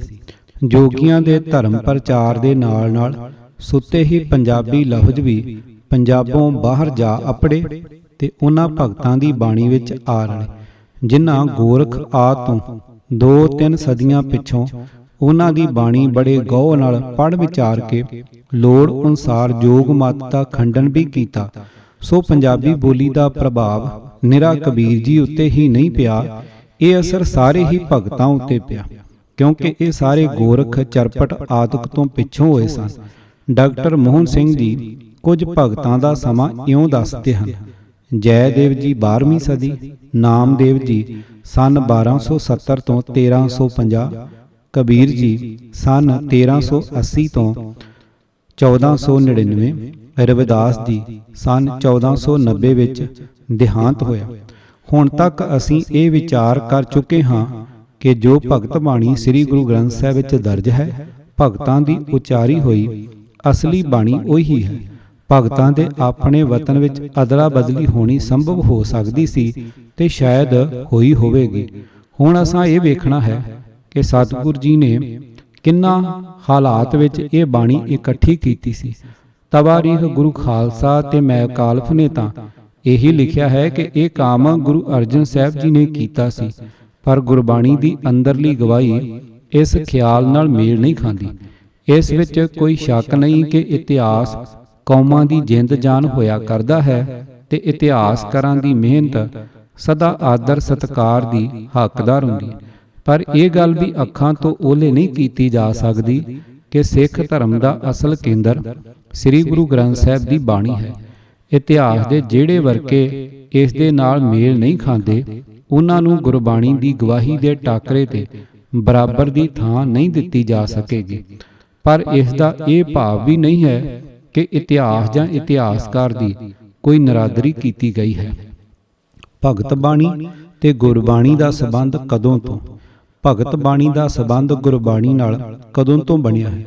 ਇਹ ਗੱਲ ਲੱਭਣ ਲਈ ਹਰੇਕ ਭਗਤ ਦੀ ਬਾਣੀ ਉੱਤੇ ਵੱਖੋ ਵੱਖ ਵਿਚਾਰ ਕਰਨੀ ਪਵੇਗੀ, ਪਰ ਇਸ ਤਰ੍ਹਾਂ ਸਾਡੇ ਲੇਖ ਦਾ ਆਕਾਰ ਬਹੁਤ ਜ਼ਿਆਦਾ ਵੱਧ ਜਾਏਗਾ। ਸੋ ਅਸੀਂ ਵੰਨਗੀ ਦੀ ਖਾਤਰ ਸਿਰਫ ਬਾਬਾ ਫਰੀਦ ਜੀ ਅਤੇ ਭਗਤ ਬੇਣੀ ਦੀ ਬਾਣੀ ਹੀ ਪੇਸ਼ ਕਰਾਂਗੇ। ਬਾਬਾ ਫਰੀਦ ਜੀ ਦੀ ਆਪਣੀ ਉਮਰ ਦਾ ਬਹੁਤ ਹਿੱਸਾ ਪੰਜਾਬ ਦੇ ਨਗਰ ਪਾਕਪਟਨ ਵਿੱਚ ਰਹੇ। ਦੇਹਾਂਤ ਵੀ ਇੱਥੇ ਹੀ ਸਨ 1266 ਵਿੱਚ ਹੋਇਆ। ਪੁਰਾਤਨ ਜਨਮ ਸਾਖੀ ਵਾਲੇ ਨੇ ਲਿਖਿਆ ਹੈ ਕਿ ਗੁਰੂ ਨਾਨਕ ਦੇਵ ਜੀ ਪਾਕਪਟਨ ਗਏ। ਬਾਬਾ ਫਰੀਦ ਜੀ ਦੀ ਗੱਦੀ ਉੱਤੇ 11ਵੇਂ ਥਾਂ ਬੈਠੇ ਸ਼ੇਖ ਇਬਰਾਹਿਮ ਨੂੰ ਮਿਲੇ ਤੇ ਉਸ ਪਾਸੋਂ ਬਾਬਾ ਫਰੀਦ ਜੀ ਦੀ ਬਾਣੀ ਸੁਣੀ। ਨਿਰੀ ਸੁਣੀ ਹੀ ਨਹੀਂ, ਫਰੀਦ ਜੀ ਦੇ ਕਈ ਬਚਨਾਂ ਬਾਰੇ ਆਪਣੇ ਖਿਆਲ ਵੀ ਪ੍ਰਗਟ ਕੀਤੇ। ਹੁਣ ਤੱਕ ਦੀ ਵਿਚਾਰ ਵਿੱਚ ਅਸੀਂ ਇਹ ਵੇਖ ਆਏ ਹਾਂ ਕਿ ਗੁਰੂ ਨਾਨਕ ਸਾਹਿਬ ਜੀ ਆਪਣੀ ਉਚਾਰੀ ਬਾਣੀ ਸਦਾ ਆਪ ਹੀ ਲਿਖ ਕੇ ਆਪਣੇ ਪਾਸ ਸਾਂਭ ਕੇ ਰੱਖਦੇ ਸਨ। ਪਾਕਪਟਨ ਵਿੱਚ ਉਚਾਰੀ ਬਾਣੀ ਵਾਸਤੇ ਇਸ ਨਿਯਮ ਦੇ ਉਲੰਘਣ ਦੀ ਕੋਈ ਲੋੜ ਨਹੀਂ ਸੀ ਹੋ ਸਕਦੀ। ਭਾਵ ਪਾਕਪਟਨ ਵਿੱਚ ਉਚਾਰੀ ਹੋਈ ਬਾਣੀ ਵੀ ਸਤਿਗੁਰੂ ਜੀ ਨੇ ਆਪ ਹੀ ਲਿਖ ਕੇ ਆਪਣੇ ਪਾਸ ਰੱਖੀ ਹੋਵੇਗੀ। ਪਰ ਜੋ ਬਾਣੀ ਗੁਰੂ ਨਾਨਕ ਸਾਹਿਬ ਜੀ ਨੇ ਪਾਕਪਟਨ ਵਿੱਚ ਉਚਾਰੀ, ਉਸ ਵਿੱਚ ਤੇ ਬਾਬਾ ਫਰੀਦ ਜੀ ਦੀ ਕੁਝ ਬਾਣੀ ਵਿੱਚ ਬੜੀ ਡੂੰਘੀ ਤੇ ਨੇੜੇ ਦੀ ਸਾਂਝ ਹੈ। ਇਹ ਮੰਨਣਾ ਹੀ ਪਵੇਗਾ ਕਿ ਬਾਬਾ ਫਰੀਦ ਜੀ ਦੇ ਜਿਨ੍ਹਾਂ ਬਚਨਾਂ ਦੇ ਸੰਬੰਧ ਵਿੱਚ ਗੁਰੂ ਨਾਨਕ ਸਾਹਿਬ ਜੀ ਨੇ ਆਪਣੀ ਬਾਣੀ ਉਚਾਰੀ ਸੀ ਤੇ ਲਿਖ ਕੇ ਆਪਣੇ ਪਾਸ ਰੱਖ ਲਈ ਸੀ, ਉਹ ਬਚਨ ਵੀ ਸਤਿਗੁਰੂ ਜੀ ਨੇ ਜ਼ਰੂਰ ਲਿਖ ਕੇ ਰੱਖ ਲਏ, ਕਿਉਂਕਿ ਜੋ ਸੁੰਦਰਤਾ ਦਾ ਝਲਕਾਰਾ ਉਹਨਾਂ ਨੂੰ ਇਕੱਠੇ ਰਲਾ ਕੇ ਪੜ੍ਹਿਆ ਵੱਜਦਾ ਹੈ, ਉਹ ਵੱਖੋ ਵੱਖ ਪੜ੍ਹਿਆ ਨਹੀਂ ਵੱਜਦਾ। ਇਸ ਗੱਲ ਨੂੰ ਪ੍ਰਤੱਖ ਵੇਖਣ ਲਈ ਅਤੇ ਸਮਝਣ ਲਈ ਦੋਹਾਂ ਮਹਾਂ ਉੱਤਮ ਵਿਅਕਤੀਆਂ ਦੇ ਸ਼ਲੋਕ ਤੇ ਸ਼ਬਦ ਰਲਾ ਕੇ ਪੜ੍ਹ ਵੇਖੀਏ। ਨੰਬਰ 1 ਫਰੀਦ ਜੀ। ਪਹਿਲੇ ਪਹਿਰੇ ਫੁੱਲੜਾ ਫਲ ਵੀ ਪੱਛਾ ਰਾਤ, ਜੋ ਜਾਗਨ ਲਹਨ ਸੇ ਸਾਈ ਕੰਨੋ ਦਾਤ। ਇੱਥੇ ਫਰੀਦ ਜੀ ਨੇ ਲਫ਼ਜ਼ ਦਾਤ ਵਰਤ ਕੇ ਸਿਰਫ ਇਸ਼ਾਰੇ ਮਾਤਰ ਦੱਸਿਆ ਹੈ ਕਿ ਜੋ ਮਨੁੱਖ ਅੰਮ੍ਰਿਤ ਵੇਲੇ ਜਾ ਕੇ ਬੰਦਗੀ ਕਰਦੇ ਹਨ, ਉਹਨਾਂ ਉੱਤੇ ਰੱਬ ਮਿਹਰ ਕਰਦਾ ਹੈ ਤੇ ਆਪਣਾ ਨਾਮ ਬਖਸ਼ਦਾ ਹੈ। ਗੁਰੂ ਨਾਨਕ ਸਾਹਿਬ ਜੀ ਨੇ ਸਪਸ਼ਟ ਕਰਕੇ ਇਹ ਕਹਿ ਦਿੱਤਾ ਕਿ ਇਹ ਤਾਂ ਦਾਤ ਹੈ, ਦਾਤ ਕੋਈ ਹੱਕ ਨਹੀਂ ਬਣ ਜਾਂਦਾ। ਮਤਾਂ ਕੋਈ ਮਨੁੱਖ ਅੰਮ੍ਰਿਤ ਵੇਲੇ ਉੱਠਣ ਦਾ ਮਾਣ ਹੀ ਕਰਨ ਲੱਗ ਪਵੇ। ਸੋ ਬਾਬਾ ਫਰੀਦ ਜੀ ਦੇ ਉੱਪਰ ਲਿਖੇ ਸ਼ਲੋਕ ਦੀ ਵਿਆਖਿਆ ਵਿੱਚ ਗੁਰੂ ਨਾਨਕ ਸਾਹਿਬ ਜੀ ਨੇ ਲਿਖਿਆ, ਦਾਤੀ ਸਾਹਿਬ ਸੰਧੀਆਂ ਕਿਆ ਚੱਲੇ ਤਿਸ ਨਾਲ, ਇੱਕ ਜਾਗੰਦੇ ਨਾਲ ਹਨ, ਇੱਕ ਨਾ ਸੁੱਤਿਆਂ ਦੇ ਉਠਾਲ। ਨੰਬਰ 2 ਫਰੀਦ ਜੀ। ਸਰਵਰ ਪੰਖੀ ਹੇਕੜੋ ਫਾਹੀ ਵਾਲ 50, ਇਹ ਤਨ ਲਹਿਰੀ ਗੱਡ ਥਿਆ, ਸੱਚੇ ਤੇਰੀ ਆਸ। ਇਸ ਸ਼ਲੋਕ ਵਿੱਚ ਫਰੀਦ ਜੀ ਨੇ ਦੱਸਿਆ ਹੈ ਕਿ ਜਗਤ ਦੇ ਵਿਕਾਰਾਂ ਤੋਂ ਬਚਣ ਦਾ ਇੱਕੋ ਉਪਾਅ ਹੈ ਪਰਮਾਤਮਾ ਦੀ ਓਟ। ਇਹ ਓਟ ਕਿਸੇ ਵੀ ਮੁੱਲ ਮਿਲੇ ਤਾਂ ਵੀ ਸੌਦਾ ਸਸਤਾ ਜਾਣੋ, ਇਸ ਖਿਆਲ ਨੂੰ ਆਪ ਇਉਂ ਬਿਆਨ ਕਰਦੇ ਹਨ। ਤਨ ਤਪੇ ਤਨੂਰ ਜਿਉ, ਬਾਲਣ ਹੱਡ ਬਾਲਨ, ਪੈਰੀ ਥੱਕਾਂ ਸਿਰ ਜੁਲਾਂ, ਜੇ ਮੂੰਹ ਪੀਰੀ ਮੈਲਾਂ। ਪਰ ਮਤਾਂ ਕੋਈ ਮਨੁੱਖ ਅਣਜਾਣ ਪੁਣੇ ਵਿੱਚ ਇਹ ਸਮਝ ਲਏ ਕਿ ਫਰੀਦ ਜੀ ਧੂਣੀਆਂ ਤਪਾਉਣ ਦੀ ਹਦਾਇਤ ਕਰਦੇ ਹਨ। ਇਸ ਭੁਲੇਖੇ ਤੋਂ ਬਚਾਉਣ ਲਈ ਸਤਿਗੁਰੂ ਨਾਨਕ ਦੇਵ ਜੀ ਫਰੀਦ ਜੀ ਦੇ ਇਹ ਸ਼ਲੋਕ ਦੇ ਨਾਲ ਆਪਣਾ ਸ਼ਲੋਕ ਲਿਖ ਕੇ ਦੱਸਦੇ ਹਨ ਕਿ ਫਰੀਦ ਜੀ ਧੂਣੀਆਂ ਤਪਾਉਣ ਦੇ ਹੱਕ ਵਿੱਚ ਨਹੀਂ ਹਨ। ਤਨ ਨਾ ਤਪਾਏ ਤਨੂਰ ਜਿਉ, ਬਾਲਣ ਹੱਡ ਨਾ ਬਾਲ, ਸਿਰ ਪੈਰੀ ਕਿਆ ਫੇੜਿਆ, ਅੰਦਰ ਪਿਰੀ ਨਿਹਾਲ। ਨੰਬਰ 3 ਬਾਬਾ ਫਰੀਦ ਜੀ। ਸਹੁਰੇ ਢੋਈ ਨਾ ਲਹੈ, ਪਈਐ ਨਾਹੀ ਥਾਉ, ਪਿਰ ਵਾਤੜੀ ਨਾ ਪੁੱਛਈ, ਧਨ ਸੁਹਾਗਣ ਨਾਉ। ਫਰੀਦ ਜੀ ਨੇ ਇੱਥੇ ਇਹ ਦੱਸਿਆ ਹੈ ਕਿ ਜੇ ਖਸਮ ਕਦੇ ਖਬਰ ਹੀ ਨਾ ਪੁੱਛੇ ਤਾਂ ਨਿਰਾ ਨਾਮ ਹੀ ਸੁਹਾਗਣ ਰੱਖ ਲੈਣਾ ਕਿਸੇ ਕੰਮ ਨਹੀਂ। ਗੁਰੂ ਨਾਨਕ ਸਾਹਿਬ ਜੀ ਨੇ ਅਗਲੇ ਸ਼ਲੋਕ ਵਿੱਚ ਸੁਹਾਗਣ ਦੇ ਅਸਲ ਲੱਛਣ ਵੀ ਦੱਸ ਦਿੱਤੇ ਤੇ ਬਾਬਾ ਫਰੀਦ ਜੀ ਦੇ ਖਿਆਲ ਦੀ ਹੋਰ ਵਿਆਖਿਆ ਕਰ ਦਿੱਤੀ ਹੈ। ਸਹੁਰੇ ਪਈਏ ਕੰਤ ਕੀ, ਕੰਤ ਅਗੰਮ ਅਥਾ, ਨਾਨਕ ਸੋ ਸੁਹਾਗਣੀ, ਜੋ ਭਾਵੈ ਬੇਪਰਵਾਹ। ਬਾਬਾ ਫਰੀਦ ਜੀ ਦੇ ਉੱਪਰ ਦਿੱਤੇ ਜਿਨ੍ਹਾਂ ਸ਼ਲੋਕਾਂ ਦੀ ਵਿਆਖਿਆ ਗੁਰੂ ਨਾਨਕ ਸਾਹਿਬ ਨੇ ਆਪਣੇ ਸ਼ਲੋਕਾਂ ਵਿੱਚ ਕੀਤੀ ਹੈ, ਇਹ ਨਹੀਂ ਹੋ ਸਕਦਾ ਕਿ ਉਹਨਾਂ ਨੂੰ ਸਤਿਗੁਰੂ ਜੀ ਨੇ ਆਪਣੇ ਸ਼ਲੋਕਾਂ ਨਾਲ ਲਿਖ ਕੇ ਨਾ ਰੱਖਿਆ ਹੋਵੇ। ਇੱਥੋਂ ਇਹ ਨਤੀਜਾ ਵੀ ਸਾਫ਼ ਨਿਕਲਦਾ ਹੈ ਕਿ ਬਾਬਾ ਫਰੀਦ ਜੀ ਦੇ ਬਾਕੀ ਦੇ ਸ਼ਲੋਕ ਵੀ ਸਤਿਗੁਰੂ ਜੀ ਨੇ ਜ਼ਰੂਰ ਲਿਖ ਲਏ ਹੋਣਗੇ, ਨਹੀਂ ਤਾਂ ਬਾਬਾ ਫਰੀਦ ਜੀ ਦੇ ਕਿਸੇ ਇੱਕ ਦੋ ਬਚਨਾਂ ਬਾਰੇ ਪੈਂਦੇ ਕਿਸੇ ਭੁਲੇਖੇ ਦੀ ਵਿਆਖਿਆ ਕਰਨ ਦੀ ਲੋੜ ਪੈਦਾ ਨਹੀਂ ਸੀ ਹੁੰਦੀ। ਬਾਬਾ ਫਰੀਦ ਜੀ ਤੇ ਗੁਰੂ ਅਮਰਦਾਸ ਜੀ ਉੱਪਰ ਅਸੀਂ ਸਾਬਤ ਕਰ ਆਏ ਹਾਂ ਕਿ ਗੁਰੂ ਨਾਨਕ ਦੇਵ ਜੀ ਦੀ ਸਾਰੀ ਬਾਣੀ ਉਹਨਾਂ ਦੇ ਆਪਣੇ ਹੀ ਹੱਥਾਂ ਦੀ ਲਿਖੀ ਹੋਈ ਗੁਰੂ ਅੰਗਦ ਸਾਹਿਬ ਦੀ ਰਾਹੀਂ ਗੁਰੂ ਅਮਰਦਾਸ ਜੀ ਨੂੰ ਪਹੁੰਚੀ ਸੀ। ਫਰੀਦ ਜੀ ਦੇ ਇਹ ਸਾਰੇ ਸ਼ਲੋਕ ਵੀ ਇਸੇ ਖਜ਼ਾਨੇ ਵਿੱਚ ਉਹਨਾਂ ਨੂੰ ਮਿਲੇ ਸਨ। ਤਾਹੀਓਂ ਗੁਰੂ ਅਮਰਦਾਸ ਜੀ ਨੇ ਵੀ ਬਾਬਾ ਫਰੀਦ ਜੀ ਦੇ ਕੁਝ ਖਿਆਲਾਂ ਦੀ ਵਿਆਖਿਆ ਵਿੱਚ ਆਪਣੇ ਸ਼ਲੋਕ ਲਿਖੇ। ਨੰਬਰ 1 ਬਾਬਾ ਫਰੀਦ ਜੀ। ਫਰੀਦਾ ਰਤੀ ਰਾਤ ਨ ਨਿਕਲੈ, ਜੇ ਤਨ ਚੀਰੇ ਕੋਏ, ਜੋ ਤਨ ਰਤੇ ਰੱਬ ਸਿਉ, ਤਿਨ ਤਨ ਰਤ ਨ ਹੋਏ। ਫਰੀਦ ਜੀ ਨੇ ਜਿਸ ਰਤ ਦਾ ਜ਼ਿਕਰ ਇਸ ਸ਼ਲੋਕ ਵਿੱਚ ਕੀਤਾ ਹੈ, ਉਸ ਨੂੰ ਆਪਣੇ ਪਹਿਲੇ ਸ਼ਲੋਕ ਨੰਬਰ 50 ਵਿੱਚ ਸਮਝਾ ਤਾਂ ਦਿੱਤਾ ਹੈ, ਪਰ ਇਸ਼ਾਰੇ ਮਾਤਰ ਹੀ ਲਫ਼ਜ਼ ਦਿਲ ਕਾਤੀ ਦੀ ਰਾਹੀਂ ਆਪ ਲਿਖਦੇ ਹਨ। ਫਰੀਦਾ ਕੰਨ ਮੁਸੱਲਾ ਸੂਫ ਗਲ, ਦਿਲ ਕਾਤੀ ਗੁੜਵਾਤ, ਬਾਹਰ ਦਿਸੈ ਚਾਨਣਾ, ਦਿਲ ਅੰਧਿਆਰੀ ਰਾਤ। ਗੁਰੂ ਅਮਰਦਾਸ ਜੀ ਨੇ ਇਹ ਖਿਆਲ ਵਧੇਕ ਖੋਲ ਕੇ ਆਪਣੇ ਸ਼ਲੋਕ ਵਿੱਚ ਬਿਆਨ ਕਰ ਦਿੱਤਾ ਹੈ। ਮਹਲਾ ਤੀਜਾ। ਇਹ ਤਨ ਸਭੋ ਰਤ ਹੈ, ਰਤ ਬਿਨ ਤਨ ਨ ਹੋਏ, ਜੋ ਸ਼ਹਿ ਰਤੇ ਆਪਣੇ, ਤਿਨ ਤਨ ਲੋਭ ਰਤ ਨ ਹੋਏ। ਭੈ ਪਿਆ ਤਨ ਖੀਣ ਹੋਏ, ਲੋਭ ਰਤ ਵਿੱਚੋਂ ਜਾਏ, ਜਿਉ ਬੈਸੰਤਰ ਧਾਤ ਸ਼ੁੱਧ ਹੋਏ, ਤਿਉ ਹਰ ਕਾ ਭਉ ਦੁਰਮਤ ਮੈਲ ਗਵਾਏ। ਨਾਨਕ ਤੇ ਜਨ ਸੋਹਣੇ, ਜੇ ਰਤੇ ਹਰ ਰੰਗ ਲਾਏ। ਫਰੀਦ ਜੀ। ਫਰੀਦਾ ਪਾੜ ਪਟੋਲਾ ਧੱਜ ਕਰੀ, ਕੰਬਲੜੀ ਪਹਿਰਿਓ, ਜਿਨੀ ਵੇਸੀ ਸ਼ਾਹ ਮਿਲੈ, ਸੇਈ ਵੇਸ਼ ਕਰੇ। ਫਰੀਦ ਜੀ ਦਾ ਇੱਥੇ ਉਹੀ ਭਾਵ ਹੈ ਜੋ ਉਹਨਾਂ ਦੇ ਸ਼ਲੋਕ ਨੰਬਰ 119 ਵਿੱਚ ਦੱਸਿਆ, ਪਰ ਮਤਾਂ ਕੋਈ ਮਨੁੱਖ ਇਹ ਸਮਝ ਲਏ ਕਿ ਫਰੀਦ ਜੀ ਰੱਬ ਦੇ ਮਿਲਣ ਲਈ ਫਕੀਰੀ ਪਹਿਰਾਵਾ ਜ਼ਰੂਰੀ ਖਿਆਲ ਕਰਦੇ ਹਨ। ਗੁਰੂ ਅਮਰਦਾਸ ਜੀ ਨੇ ਇਹ ਭੁਲੇਖਾ ਦੂਰ ਕਰਨ ਲਈ ਇਸ ਦੇ ਨਾਲ ਆਪਣਾ ਸ਼ਲੋਕ ਦਰਜ ਕਰ ਦਿੱਤਾ ਹੈ। ਮਹਲਾ ਤੀਜਾ।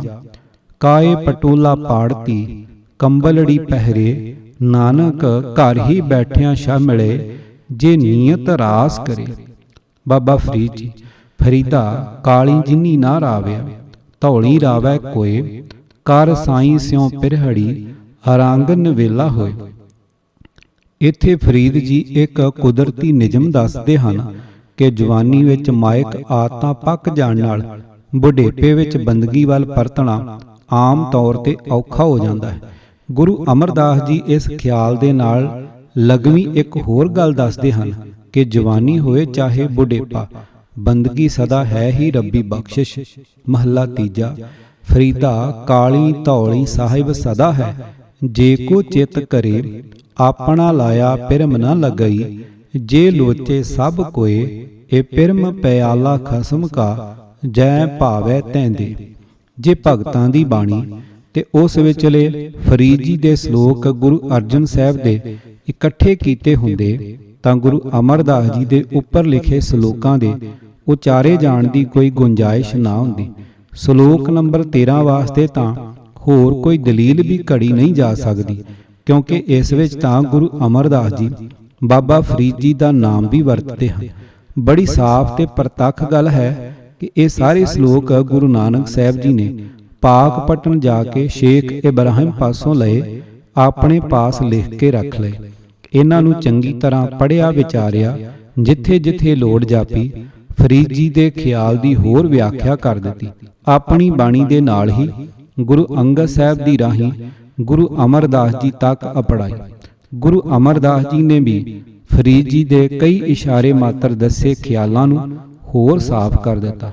ਸੋ ਜਿੱਥੋਂ ਤੱਕ ਫਰੀਦ ਜੀ ਦੀ ਬਾਣੀ ਦਾ ਸੰਬੰਧ ਹੈ, ਇਹ ਗੁਰੂ ਅਰਜਨ ਸਾਹਿਬ ਨੇ ਇਕੱਠੀ ਨਹੀਂ ਕਰਾਈ, ਇਹ ਸਾਰੀ ਦੀ ਸਾਰੀ ਉਹਨਾਂ ਨੂੰ ਗੁਰੂ ਨਾਨਕ ਸਾਹਿਬ ਜੀ ਤੋਂ ਹੀ ਵਿਰਸੇ ਵਿੱਚ ਮਿਲੀ ਸੀ। ਇੱਕ ਹੋਰ ਗੱਲ ਧਿਆਨ ਨਾਲ ਵੇਖੋ, ਫਰੀਦ ਜੀ ਦੇ ਸ਼ਲੋਕਾਂ ਦੇ ਸੰਗ੍ਰਹਿ ਵਿੱਚ 130 ਸ਼ਲੋਕ ਹਨ। ਇਹਨਾਂ ਵਿੱਚੋਂ ਸ਼ਲੋਕ ਨੰਬਰ 13, 32, 52, 104, 113, 120, 122, 123 ਅਤੇ 124 ਗੁਰੂ ਨਾਨਕ ਸਾਹਿਬ ਜੀ ਅਤੇ ਗੁਰੂ ਅਮਰਦਾਸ ਜੀ ਦੇ ਹਨ। ਸ਼ੁਰੂ ਤੋਂ ਅਖੀਰ ਤੱਕ ਸਾਰੇ ਸ਼ਲੋਕਾਂ ਵਿੱਚ ਖਿਲਰੇ ਹੋਏ ਹਨ। ਕੁਦਰਤੀ ਨਤੀਜਾ ਇਹੀ ਕੱਢ ਸਕੀਦਾ ਹੈ ਕਿ ਗੁਰੂ ਨਾਨਕ ਸਾਹਿਬ ਜੀ ਨੇ ਕੋਈ 5-7 ਟਾਵੇਂ ਸ਼ਲੋਕ ਫਰੀਦ ਜੀ ਦੇ ਨਹੀਂ ਲਿਆਂਦੇ ਸਨ, ਸਗੋਂ ਸਾਰੇ ਹੀ ਲਿਖ ਲਏ ਸਨ। ਬਾਬਾ ਫਰੀਦ ਜੀ ਤੇ ਗੁਰੂ ਨਾਨਕ ਸਾਹਿਬ ਜੀ ਇਸ ਨਤੀਜੇ ਨੂੰ ਹੋਰ ਪੱਕਾ ਕਰਨ ਲਈ ਪਾਠਕਾਂ ਦੇ ਸਾਹਮਣੇ ਸੂਹੀ ਰਾਗ ਦੇ 2 ਸ਼ਬਦ ਪੇਸ਼ ਕੀਤੇ ਜਾਂਦੇ ਹਨ। ਇੱਕ ਫਰੀਦ ਜੀ ਦਾ ਅਤੇ ਦੂਜਾ ਗੁਰੂ ਨਾਨਕ ਸਾਹਿਬ ਦਾ। ਫਰੀਦ ਜੀ ਹਦਾਇਤ ਕਰਦੇ ਹਨ ਕਿ ਮਾਇਆ ਵਿੱਚ ਮਨ ਨੂੰ ਨਾ ਫਸਾਓ। ਜੋ ਮਨੁੱਖ ਮਾਇਆ ਵਿੱਚ ਫਸਦੇ ਹਨ, ਇਸ ਸ਼ਬਦ ਦੀ ਰਾਹੀਂ ਫਰੀਦ ਜੀ ਉਹਨਾਂ ਦੀ ਭੈੜੀ ਹੋ ਚੁੱਕੀ ਹਾਲਤ ਬਿਆਨ ਕਰਦੇ ਹਨ। ਸਤਿਗੁਰੂ ਨਾਨਕ ਦੇਵ ਜੀ ਉਪਦੇਸ਼ ਕਰਦੇ ਹਨ ਕਿ ਪ੍ਰਮਾਤਮਾ ਦੇ ਨਾਮ ਵਿੱਚ ਮਨ ਨੂੰ ਰੰਗੋ। ਜਿਨ੍ਹਾਂ ਦਾ ਮਨ ਨਾਮ ਰੰਗ ਵਿੱਚ ਰੰਗਿਆ ਜਾਂਦਾ ਹੈ, ਉਹਨਾਂ ਦੀ ਚੰਗੀ ਆਤਮਿਕ ਹਾਲਤ ਸਤਿਗੁਰੂ ਜੀ ਨੇ ਸ਼ਬਦ ਵਿੱਚ ਵਿਖਾਈ ਹੈ।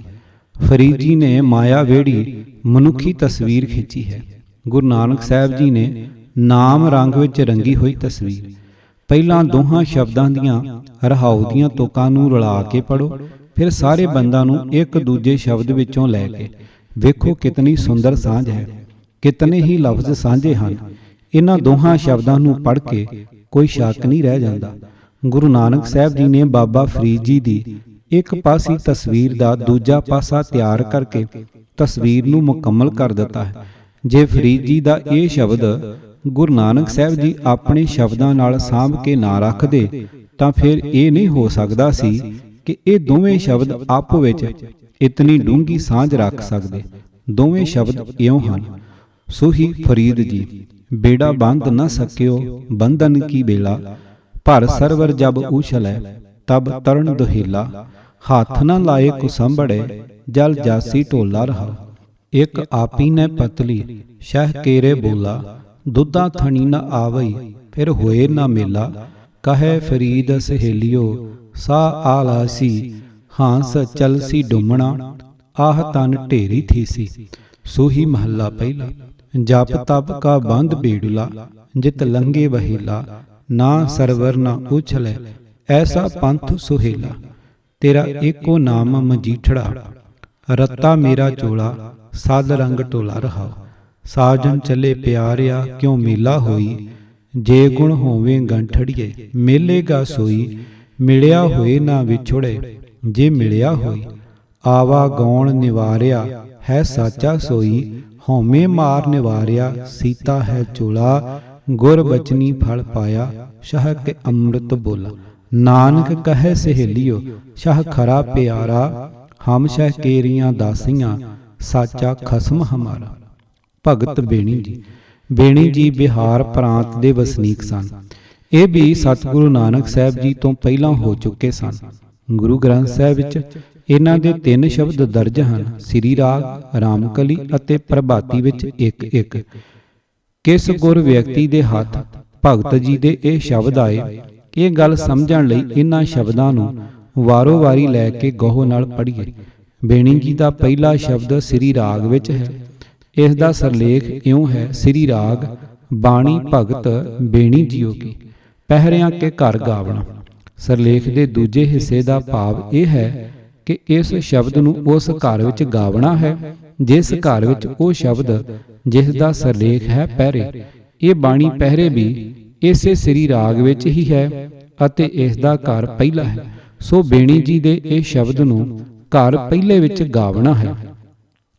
ਸਧਾਰਨ ਤੌਰ ਤੇ ਸ਼ਬਦਾਂ ਦੇ ਸ਼ੁਰੂ ਵਿੱਚ ਸਰਲੇਖ ਵਜੋਂ ਰਾਗ ਅਤੇ ਮਹੱਲਾ ਲਿਖ ਕੇ ਲਫ਼ਜ਼ ਘਰ ਵੀ ਲਿਖਿਆ ਮਿਲਦਾ ਹੈ, ਜਿਵੇਂ ਸ੍ਰੀ ਰਾਗ ਮਹੱਲਾ ਪਹਿਲਾ ਘਰ ਪਹਿਲਾ, ਸ੍ਰੀ ਰਾਗ ਮਹੱਲਾ ਪਹਿਲਾ ਘਰ ਚੌਥਾ, ਸ੍ਰੀ ਰਾਗ ਮਹੱਲਾ ਤੀਜਾ ਘਰ ਪਹਿਲਾ, ਸ੍ਰੀ ਰਾਗ ਮਹੱਲਾ ਪੰਜਵਾਂ ਘਰ ਪਹਿਲਾ। ਅਸ਼ਟਪਦੀਆਂ ਦੇ ਸ਼ੁਰੂ ਵਿੱਚ ਅਤੇ ਸ਼ੰਤਾਂ ਦੇ ਸ਼ੁਰੂ ਵਿੱਚ ਵੀ ਇਸੇ ਤਰ੍ਹਾਂ ਘਰ ਪਹਿਲਾ, ਘਰ ਦੂਜਾ, ਘਰ ਚੌਥਾ ਆਦਿਕ ਲਫ਼ਜ਼ ਲਿਖੇ ਮਿਲਦੇ ਹਨ। ਲਫ਼ਜ਼ ਘਰ ਵਰਤਣ ਸੰਬੰਧੀ ਭਗਤਾਂ ਦੇ ਸ਼ਬਦਾਂ ਵਿੱਚ ਵੀ ਇਹੀ ਨਿਯਮ ਵਰਤਿਆ ਮਿਲਦਾ ਹੈ, ਜਿਵੇਂ ਭੈਰੋਂ ਕਬੀਰ ਜੀਓ ਘਰ ਪਹਿਲਾ, ਭੈਰੋਂ ਕਬੀਰ ਜੀਓ ਅਸ਼ਟਪਦੀਆਂ ਘਰ ਦੂਜਾ, ਭੈਰੋਂ ਨਾਮਦੇਵ ਜੀਓ ਘਰ ਪਹਿਲਾ, ਭੈਰੋਂ ਨਾਮਦੇਵ ਜੀਓ ਘਰ ਦੂਜਾ। ਇਸੇ ਦ੍ਰਿਸ਼ਟੀਕੋਣ ਤੋਂ ਸ੍ਰੀ ਰਾਗ ਵਿੱਚ ਦਰਜ ਕੀਤੇ ਹੋਏ ਬੇਣੀ ਜੀ ਦੇ ਸ਼ਬਦ ਦਾ ਸਰਲੇਖ ਵੇਖੋ। ਉੱਥੇ ਲਿਖਿਆ ਹੈ ਪਹਿਰਿਆਂ ਕੈ ਘਰ ਗਾਵਣਾ। ਹੁਣ ਵੇਖੋ ਇਸੇ ਰਾਗ ਵਿੱਚ ਬਾਣੀ ਪਹਿਰੇ ਦੇ ਸਰਲੇਖ ਨੂੰ, ਉੱਥੇ ਲਿਖਿਆ ਹੈ ਘਰ ਪਹਿਲਾ। ਸੋ ਬੇਣੀ ਜੀ ਦੇ ਸ਼ਬਦ ਦਾ ਵੀ ਘਰ ਪਹਿਲਾ ਹੀ ਹੈ। ਪਰ ਸੋਚਣ ਵਾਲੀ ਗੱਲ ਇਹ ਹੈ ਕਿ 2 ਅੱਖਰ ਘਰ ਪਹਿਲਾ ਲਿਖਣ ਦੇ ਥਾਂ 10 ਅੱਖਰਾਂ ਵਾਲੀ ਤੁਕ ਪਹਿਰਿਆਂ ਕੇ ਘਰ ਗਾਵਣਾ ਕਿਉਂ ਲਿਖੀ ਗਈ ਹੈ? ਕਿ ਇਸ ਇਸ਼ਾਰੇ ਵਿੱਚ ਕੋਈ ਖਾਸ ਭੇਦ ਨਹੀਂ ਹੈ। ਬੇਣੀ ਜੀ ਦਾ ਇਹ ਸ਼ਬਦ ਅਤੇ ਗੁਰੂ ਨਾਨਕ ਸਾਹਿਬ ਜੀ ਦੇ ਪਹਿਰਿਆਂ ਦੇ ਦੋਵੇਂ ਸ਼ਬਦ ਰਲਾ ਕੇ ਗਹੁ ਨਾਲ ਪੜ੍ਹੋ, ਫਿਰ ਇਹ ਭੇਦ ਖੁੱਲ੍ਹ ਜਾਵੇਗਾ। ਨੰਬਰ 1, ਛੰਦ ਦੀ ਚਾਲ ਵੇਖਣ ਲਈ ਦੋਹਾਂ ਦੇ ਸ਼ਬਦਾਂ ਦੀਆਂ ਤੁਕਾਂ ਪੜ੍ਹੋ। ਚਾਲ ਇੱਕੋ ਹੈ। ਊੜਾ ਬੇਣੀ ਜੀ।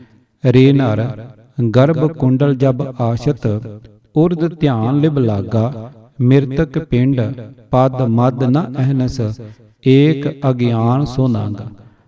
ਤੇ ਦਿਨ ਸੰਭਲ ਕਸ਼ਟ ਮਹਾ ਦੁਖ, ਅਬ ਚਿਤ ਅਦਕ ਪਸਾਰਿਆ, ਗਰਭ ਛੋੜ ਮਿਰਤ ਮੰਡਲ ਆਇਆ, ਤਉ ਨਰ ਹਰ ਮਨੋ ਵਿਸਾਰਿਆ। ਐੜਾ ਗੁਰੂ ਨਾਨਕ ਸਾਹਿਬ ਜੀ। ਪਹਿਲੇ ਪਹਿਰੇ ਰਹਿਣ ਕੇ ਵਣਜਾਰਿਆ ਮਿੱਤਰਾ, ਹੁਕਮ ਭਇਆ ਗਰਭਾਸ, ਉਰਦ ਤਪ ਅੰਤਰ ਕਰੇ ਵਣਜਾਰਿਆ ਮਿੱਤਰਾ, ਖਸਮ ਸੇਤੀ ਅਰਦਾਸ, ਖਸਮ ਸੇਤੀ ਅਰਦਾਸ ਵਖਾਣੇ, ਉਰਦ ਧਿਆਨ ਲਿਵ ਲਾਗਾ, ਨਾ ਮਰ ਜਾਦ ਆਇਆ ਕਲ ਪੀਤਰ, ਬਹੁੜ ਜਾਸੀ ਨਾਂਗਾ। ਨੰਬਰ 2, ਹੁਣ ਦੋਹਾਂ ਸ਼ਬਦਾਂ ਦੇ ਮਜ਼ਮੂਨ ਨੂੰ ਗਹੁ ਨਾਲ ਵਿਚਾਰੋ, ਜੋ ਦੋਹਾਂ ਵਿੱਚ ਹੀ ਇਉਂ ਹੈ। ਜਿਤਨਾ ਚਿਰ ਜੀਵ ਮਾਂ ਦੇ ਪੇਟ ਵਿੱਚ ਰਹਿੰਦਾ ਹੈ, ਸਿਰਜਣਹਾਰ ਪ੍ਰਭੂ ਵਿੱਚ ਧਿਆਨ ਜੋੜੀ ਰੱਖਦਾ ਹੈ, ਪਰ ਜਨਮ ਲੈ ਕੇ ਇੱਥੇ ਮਾਇਆ ਵਿੱਚ ਰੁੱਝ ਜਾਂਦਾ ਹੈ। ਜਿਹੜਾ ਖਿਆਲ ਬੇਣੀ ਜੀ ਨੇ ਆਪਣੇ ਸ਼ਬਦ ਦੇ ਪਹਿਲੇ ਬੰਦ ਵਿੱਚ ਦਿੱਤਾ ਹੈ, ਸਤਿਗੁਰੂ ਜੀ ਨੇ ਉਹ ਪਹਿਰੇ ਦੇ 2 ਬੰਦਾਂ ਵਿੱਚ ਵਿਸਥਾਰ ਨਾਲ ਦਿੱਤਾ। ਪਹਿਲੇ ਬੰਦ ਵਿੱਚ ਤਾਂ ਸਿਰਫ ਇਹ ਆਖਿਆ ਹੈ ਕਿ ਮਾਂ ਦੇ ਪੇਟ ਵਿੱਚ ਜੀਵ ਪਰਮਾਤਮਾ ਨੂੰ ਚੇਤੇ ਰੱਖਦਾ ਹੈ। ਦੂਜੇ ਬੰਦ ਵਿੱਚ ਹਜ਼ੂਰ ਆਖਦੇ ਹਨ ਕਿ ਜਨਮ ਲੈ ਕੇ। ਦੂਜੇ ਪਹਿਰੇ ਰਹਿਣ ਕੇ ਵਣਜਾਰਿਆ ਮਿੱਤਰਾ, ਵਿਸਰ ਗਿਆ ਧਿਆਨ, ਹੱਥੋਂ ਹੱਥ ਨਚਾਈਏ ਵਣਜਾਰਿਆ ਮਿੱਤਰਾ, ਜਿਉ ਜਸੁਦਾ ਘਰ ਕਾਨ, ਜਿਨ ਰਚ ਰਚਿਆ ਤਿਸੇ ਨਾ ਜਾਣੇ, ਮਨ ਭੀਤਰ ਧਰ ਗਿਆਨ, ਕਹੋ ਨਾਨਕ ਪ੍ਰਾਣੀ ਦੂਜੇ ਪਹਿਰੇ, ਵਿਸਰ ਗਿਆ ਧਿਆਨ।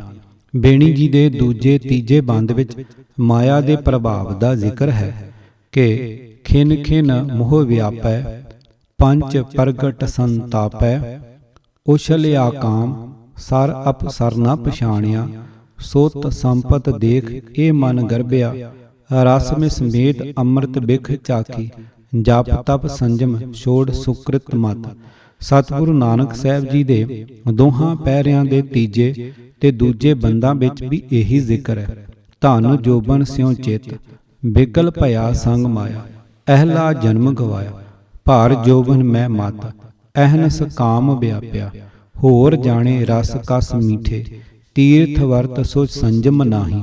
ਬੇਣੀ ਜੀ ਬੰਦ ਨੰਬਰ 4 ਤੇ 5 ਵਿੱਚ ਬਿਰਧ ਅਵਸਥਾ ਦਾ ਹਾਲ ਦੱਸਣ ਵੇਲੇ ਆਖਦੇ ਹਨ ਕਿ ਜਵਾਨੀ ਵਿਸ਼ੇ ਵਿਕਾਰਾਂ ਵਿੱਚ ਗਵਾ ਕੇ ਜੀਵ ਅੰਤ ਨੂੰ ਪਛਤਾਉਂਦਾ ਹੈ। ਪੁੰਡਰ ਕੇਸ ਕੁਸਮ ਤੇ ਧੌਲੇ, ਕਾਇਆ ਕਮਲ ਕੁਮਲਾਣਾ, ਪਾਸ਼ੇ ਪਛਤਾਣਾ, ਥਾਕਾ ਤੇਜ, ਉੱਡਿਆ ਮਨ ਪੰਖੀ, ਲੋਚਨ ਕਛੂ ਨ ਸੂਝੇ। ਇਹੀ ਗੱਲ ਪਹਿਰਿਆਂ ਵਿੱਚ ਗੁਰੂ ਨਾਨਕ ਸਾਹਿਬ ਜੀ ਆਖਦੇ ਹਨ। ਸਰਹੰਸ ਉਲੱਥੜ ਆਏ, ਜੋਬਨ ਘਟੈ ਜਰੂਆ ਜਣੇ, ਜਮ ਪਕੜ ਚਲਾਇਆ, ਅੰਤ ਕਾਲ ਪਛਤਾਸੀ ਅੱਖੀਆਂ ਅੰਧ। ਨੰਬਰ 3, ਗੁਰੂ ਨਾਨਕ ਸਾਹਿਬ ਅਤੇ ਭਗਤ ਬੇਣੀ ਜੀ ਦੇ ਇਹਨਾਂ ਸ਼ਬਦਾਂ ਵਿੱਚ ਕਈ ਲਫ਼ਜ਼ ਸਾਂਝੇ ਹਨ। ਬੇਣੀ ਜੀ ਗਰਭ ਕੁੰਡਲ, ਐਨਸ ਚੇਤ, ਵਿਸਾਰਿਆ, ਉਛਲਿਆ ਕਾਮ, ਰਸ ਮਿਸ ਅੰਮ੍ਰਿਤ, ਸੰਜਮ ਵਿਆਪੈ, ਪੁਛਤਾਵੇਂਗਾ ਪੁਛਤਾਣਾ, ਬੁੱਧ ਨਾਠੀ ਅਤੇ ਮਾਨ। ਗੁਰੂ ਨਾਨਕ ਸਾਹਿਬ ਜੀ ਗਰਭਾਸ, ਐਨਸ ਚੇਤ, ਵਿਸਰ ਗਿਆ, ਕਾਮ ਵਿਆਪਿਆ, ਰਸ ਕਸ ਮੀਠੇ, ਸੰਜਮ ਵਿਆਪੈ, ਪਛਤਾਸੀ ਪਛਤਾਏ, ਬੁੱਧ ਵਿਸਰਜੀ ਮਾਨ। ਨੰਬਰ 4, ਨਿਰੇ ਲਫ਼ਜ਼ ਹੀ ਸਾਂਝੇ ਨਹੀਂ ਹਨ, ਇੱਕ ਥਾਂ ਤੇ ਅੱਧੀ ਤੁਕ ਹੀ ਹੂਬਹੂ ਉਹੀ ਮਿਲਦੀ ਹੈ। ਬੇਣੀ ਜੀ ਉਰਦ ਧਿਆਨ ਲਿਵ ਲਾਗਾ। ਗੁਰੂ ਨਾਨਕ ਸਾਹਿਬ ਜੀ ਦਾ ਬਚਨ ਉਰਦ ਧਿਆਨ ਲਿਵ ਲਾਗਾ। ਇਹਨਾਂ ਉੱਪਰ ਲਿਖੇ ਪ੍ਰਮਾਣਾਂ ਤੋਂ ਇਹ ਸਾਫ਼ ਦਿਸਦਾ ਹੈ ਕਿ ਜਦੋਂ ਗੁਰੂ ਨਾਨਕ ਸਾਹਿਬ ਜੀ ਨੇ ਪਹਿਰੇ ਦੀਆਂ 2 ਅਸ਼ਟਪਦੀਆਂ ਲਿਖੀਆਂ ਸਨ, ਬੇਣੀ ਜੀ ਦਾ ਇਹ ਸ਼ਬਦ ਉਹਨਾਂ ਪਾਸ ਮੌਜੂਦ ਸੀ। ਇੱਥੇ ਇਹ ਗੱਲ ਵੀ ਖਾਸ ਤੌਰ ਤੇ ਚੇਤੇ ਰੱਖਣ ਵਾਲੀ ਹੈ ਕਿ ਦੋਹਾਂ ਦੇ ਸ਼ਬਦ ਇੱਕੋ ਹੀ ਰਾਗ ਵਿੱਚ ਹਨ। ਮਜ਼ਮੂਨ ਨੂੰ ਵਿੱਤ ਵਿੱਚ ਰੱਖਣ ਵਾਸਤੇ ਰਾਮਕਲੀ ਰਾਗ ਵਾਲਾ ਸ਼ਬਦ ਛੱਡ ਕੇ ਹੁਣ ਅਸੀਂ ਬੇਣੀ ਜੀ ਦਾ ਤੀਜਾ ਸ਼ਬਦ ਲੈਂਦੇ ਹਾਂ। ਇਹ ਸ਼ਬਦ ਪ੍ਰਭਾਤੀ ਰਾਗ ਵਿੱਚ ਗੁਰੂ ਗ੍ਰੰਥ ਸਾਹਿਬ ਦੇ ਸਫਾ 1351 ਉੱਤੇ। ਇਸੇ ਹੀ ਰਾਗ ਵਿੱਚ ਗੁਰੂ ਨਾਨਕ ਸਾਹਿਬ ਜੀ ਦਾ ਸ਼ਬਦ 14 ਵੇਖੋ, ਜੋ ਸਫਾ 1331 ਉੱਤੇ ਦਰਜ ਹੈ। ਇਹਨਾਂ ਦੋਹਾਂ ਸ਼ਬਦਾਂ ਵਿੱਚ ਅਜੀਬ ਸਵਾਦਲੀ ਸਾਂਝ ਦਿਸ ਆਵੇਗੀ। ਨੰਬਰ 1, ਦੋਹਾਂ ਸ਼ਬਦਾਂ ਦੇ 5-5 ਬੰਦ ਹਨ। ਨੰਬਰ 2, ਹਰੇਕ ਬੰਦ ਵਿੱਚ 4-4 ਤੁਕਾਂ ਹਨ। ਅਤੇ ਨੰਬਰ 3, ਛੰਦ ਦੀ ਚਾਲ ਤਕਰੀਬਨ ਇੱਕੋ ਜਿਹੀ ਹੈ ਜਿਵੇਂ ਬੇਣੀ ਜੀ। ਤਨ ਚੰਦਨ ਮਸਤਕ ਪਾਤੀ, ਰਿਦ ਅੰਤਰ ਕਰ ਤਲ ਕਾਤੀ, ਠੱਗ ਦਿਸ਼ਟ ਬੱਗਾ ਲਿਵ ਲਾਗਾ, ਦੇਖ ਬੈਸ਼ਨੋ ਪ੍ਰਾਣ ਮੁਖ ਭਾਗਾ, ਕਲ ਭਗਵੰਤ ਬਦ ਚਿਰਾਮੰ, ਕਰੂਰ ਦਿਸ਼ਟ ਰਤਾ ਨਿਤ ਬਾਦੰ ਰਹਾਉ। ਗੁਰੂ ਨਾਨਕ ਸਾਹਿਬ ਜੀ ਦਾ ਬਚਨ। ਗੀਤ ਨਾਦ ਹਰਖ ਚਤੁਰਾਈ, ਰਹਿਸ ਰੰਗ ਫਰਮਾਇਸ਼ ਕਾਈ, ਪਹਿਨਣ ਖਾਣਾ ਚਿਤ ਨਾ ਪਾਈ, ਸਾਚ ਸਹਿਜ ਸੁਖ ਨਾਮ ਸਮਾਈ, ਕਿਆ ਜਾਣਾ ਕਿਆ ਕਰੈ ਕਰਾਵੇ, ਨਾਮ ਬਿਨਾ ਤਨ ਕਿਛ ਨਾ ਸੁਖਾਵੇ ਰਹਾਉ। ਨੰਬਰ 4, ਭਗਤ ਬੇਣੀ ਜੀ ਦੇ ਸਾਰੇ ਸ਼ਬਦ ਵਿੱਚ ਉਸ ਪਖੰਡੀ ਦਾ ਹਾਲ ਦੱਸ ਰਹੇ ਹਨ ਜਿਨ ਆਤਮ ਤਤ ਨਾ ਚੀਨਿਆ, ਤੇ ਆਖਦੇ ਹਨ ਕਿ ਉਸ ਅੰਨੇ ਦੇ ਸਾਰੇ ਧਰਮ ਫੋਕੇ ਹਨ, ਸਭ ਫੋਕਟ ਧਰਮ ਅਬੀਨਿਆ। ਅਖੀਰ ਤੇ ਬੇਣੀ ਜੀ ਆਖਦੇ ਹਨ ਕਿ ਪਰਮਾਤਮਾ ਦਾ ਸਹੀ ਸਿਮਰਨ ਉਹੀ ਮਨੁੱਖ ਕਰ ਸਕਦਾ ਹੈ ਜੋ ਗੁਰੂ ਦੇ ਸਨਮੁਖ ਹੋਵੇ। ਗੁਰੂ ਤੋਂ ਬਿਨਾਂ ਰਾਹ ਨਹੀਂ ਲੱਭਦਾ। ਕਹੋ ਬੇਣੀ ਗੁਰਮੁਖ ਧਿਆਵੈ, ਬਿਨ ਸਤਿਗੁਰ ਬਾਟ ਨਾ ਪਾਵੇ। ਅਸੀਂ ਫਰੀਦ ਜੀ ਦੀ ਬਾਣੀ ਤੇ ਵਿਚਾਰ ਕਰਨ ਵੇਲੇ ਉਹਨਾਂ ਦੇ ਸੂਹੀ ਰਾਗ ਦੇ ਸ਼ਬਦ ਵਿੱਚ ਵੇਖ ਆਏ ਹਾਂ ਕਿ ਫਰੀਦ ਜੀ ਨੇ ਮਾਇਆ ਵਿਹੜੇ ਇਨਸਾਨ ਦੀ ਜੋ ਕਾਲੀ ਤਸਵੀਰ ਖਿੱਚੀ ਹੈ, ਉਸ ਦੇ ਟਾਕਰੇ ਤੇ ਸਤਿਗੁਰੂ ਨਾਨਕ ਸਾਹਿਬ ਜੀ ਨੇ ਨਾਮ ਰੰਗੇ ਸੁਭਾਅ ਬੰਦੇ ਦੀ ਸੋਹਣੀ ਮੂਰਤ ਬਣਾਈ ਹੈ। ਇਸੇ ਤਰ੍ਹਾਂ ਇੱਥੇ ਵੀ ਬੇਣੀ ਜੀ ਦੇ ਵਿਖਾਏ ਹੋਏ ਮਨਮੁਖ ਦੇ ਮੁਕਾਬਲੇ ਤੇ ਸਤਿਗੁਰੂ ਜੀ ਉਸ ਭਾਗਾਂ ਵਾਲੇ ਦਾ ਜੀਵਨ ਬਿਆਨ ਕਰਦੇ ਹਨ ਜਿਸ ਨੂੰ ਗੁਰ ਕਾ ਸ਼ਬਦ ਮਹਾਰਸ ਮੀਠਾ, ਐਸਾ ਅੰਮ੍ਰਿਤ ਅੰਤਰ ਡੀਠਾ, ਜਿਨ ਚਾਖਿਆ ਪੂਰਾ ਪਦ ਹੋਏ, ਨਾਨਕ ਧਰਾਪਿਓ ਤਨ ਸੁਖ ਹੋਏ।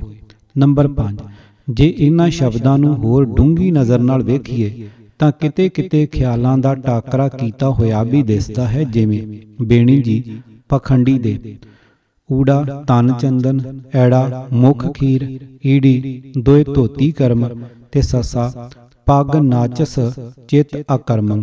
ਗੁਰੂ ਨਾਨਕ ਸਾਹਿਬ ਜੀ ਗੁਰਮੁਖ ਨੂੰ ਊੜਾ ਨਾਮ ਬਿਨਾ ਤਨ ਕਿਛ ਨਾ ਸੁਖਾਵੇ, ਐੜਾ ਪਹਿਨਣ ਖਾਣਾ ਚੀਤ ਨਾ ਪਾਈ, ਈੜੀ ਕੀਰਤ ਕਰਮ ਕਾਰ ਨਿਜ ਸੰਦਾ, ਸੱਸਾ ਗੀਤ ਨਾਦ ਹਰਖ ਚਤੁਰਾਈ ਚੀਤ ਨਾ ਪਾਈ। ਪਾਠਕਾਂ ਦੀ ਦਿਲਚਸਪੀ ਵਾਸਤੇ ਇਹ ਦੋਵੇਂ ਸ਼ਬਦ ਜਿਨ੍ਹਾਂ ਦਾ ਟਾਕਰਾ ਉੱਪਰ ਕੀਤਾ ਗਿਆ ਹੈ ਦਿੱਤੇ ਜਾਣੇ ਜ਼ਰੂਰੀ ਜਾਪਦੇ ਹਨ। ਪ੍ਰਭਾਤੀ ਬੇਣੀ ਜੀਓ।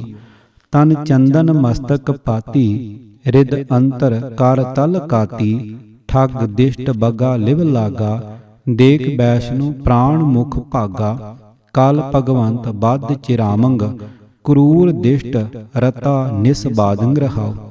ਨਿਤ ਪ੍ਰਤ ਇਸ਼ਨਾਨ ਸਰੀਰੰ, ਦੋਇ ਧੋਤੀ ਕਰਮ ਮੁਖ ਖੀਰੰ, ਰਿਦੇ ਸ਼ੁਰੀ ਸੰਧਿਆਨੀ, ਪਰ ਦਰਬ ਹਿਰਨ ਕੀ ਬਾਨੀ, ਸਿਲ ਪੂਜਸ ਚਕਰ ਗਣੇਸ਼ੰ, ਨਿਸ ਜਾਗਸ ਭਗਤ ਪਰਵੇਸ਼ੰ, ਪੱਗ ਨਾਚਸ ਚਿਤ ਆਕਰਮੰ, ਇਹ ਲੰਪਟ ਨਾਚ ਅਧਰਮੰ, ਮ੍ਰਿਗ ਆਸਣ ਤੁਲਸੀ ਮਾਲਾ, ਕਰ ਊਜਲ ਤਿਲਕ ਕਪਾਲਾ, ਰਿਦੇ ਕੂੜ ਕੰਠ ਰੁਦਰਾਖੰ, ਰੇ ਲੰਪਟ ਕ੍ਰਿਸ਼ਨ ਅਪਾਖੰ, ਜਿਨ ਆਤਮ ਤਤ ਨ ਚੀਨਿਆ, ਸਭ ਫੋਕਟ ਧਰਮ ਅਬੀਨਿਆ। ਕਹੋ ਬੇਣੀ ਗੁਰਮੁਖ ਧਿਆਵੈ, ਬਿਨ ਸਤਿਗੁਰ ਬਾਟ ਨ ਪਾਵੈ। ਪ੍ਰਭਾਤੀ ਮਹੱਲਾ ਪਹਿਲਾ। ਗੀਤ ਨਾਦ ਹਰਖ ਚਤੁਰਾਈ, ਰਹਿਸ ਰੰਗ ਫਰਮਾਇਸ਼ ਕਾਈ, ਪਹਿਨਣ ਖਾਣਾ ਚੀਤ ਨਾ ਪਾਈ, ਸਾਚ ਸਹਿਜ ਸੁਖ ਨਾਮ ਵਸਾਈ। ਕਿਆ ਜਾਣਾ ਕਿਆ ਕਰੈ ਕਰਾਵੈ, ਨਾਮ ਬਿਨਾ ਤਨ ਕਿਛ ਨਾ ਸੁਖਾਵੇ ਰਹਾ। ਜੋਗ ਬਿਨੋਦ ਸਵਾਦ ਆਨੰਦਾ, ਮਤ ਸਤ ਭਾਏ ਭਗਤ ਗੋਬਿੰਦਾ, ਕੀਰਤ ਕਰਮ ਕਾਰ ਨਿਜ ਸੰਦਾ, ਅੰਤਰ ਰਵਤੋ ਰਾਜ ਰਵੰਦਾ। ਪ੍ਰਿਓ ਪ੍ਰਿਓ ਪ੍ਰੀਤ ਪ੍ਰੇਮ ਉਰ ਧਾਰੀ, ਦੀਨਾਨਾਥ ਪੀਓ ਬਨਵਾਰੀ, ਅੰਦਿਨ ਨਾਮ ਦਾਨ ਬ੍ਰਤਕਾਰੀ, ਤ੍ਰਿਪਤ ਤਰੰਗ ਤਤ ਵਿਚਾਰੀ। ਅਕਥੋ ਕਥੋਂ ਕਿਆ ਮੈਂ ਜ਼ੋਰ, ਭਗਤ ਕਰੀ ਕਰਾਂ ਹੀ ਮੋਰ, ਅੰਤਰ ਵਸੈ ਚੂਕੇ ਮੈਂ ਮੋਰ, ਕਿਸ ਸੇਵੀ ਦੂਜਾ ਨਹੀਂ ਹੋਰ। ਗੁਰ ਕਾ ਸ਼ਬਦ ਮਹਾਰਸ ਮੀਠਾ, ਐਸਾ ਅੰਮ੍ਰਿਤ ਅੰਤਰ ਡੀਠਾ। ਜਿਨ ਚਾਖਿਆ ਪੂਰਾ ਪਦ ਹੋਏ, ਨਾਨਕ ਧਰਾਪਿਓ ਤਨ ਸੁਖ ਹੋਏ।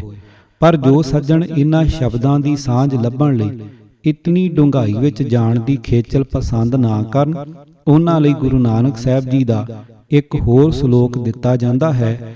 ਇਸ ਨੂੰ ਬੇਣੀ ਜੀ ਦੇ ਸ਼ਬਦ ਨਾਲ ਰਲਾ ਕੇ ਪੜ੍ਹੋ ਤੇ ਵੇਖੋ ਸਵਾਦ ਡੂੰਘੀ ਸਾਂਝ ਦਾ। ਇਹ ਸ਼ਲੋਕ ਆਸਾ ਦੀ ਵਾਰ ਵਿੱਚ ਹੈ।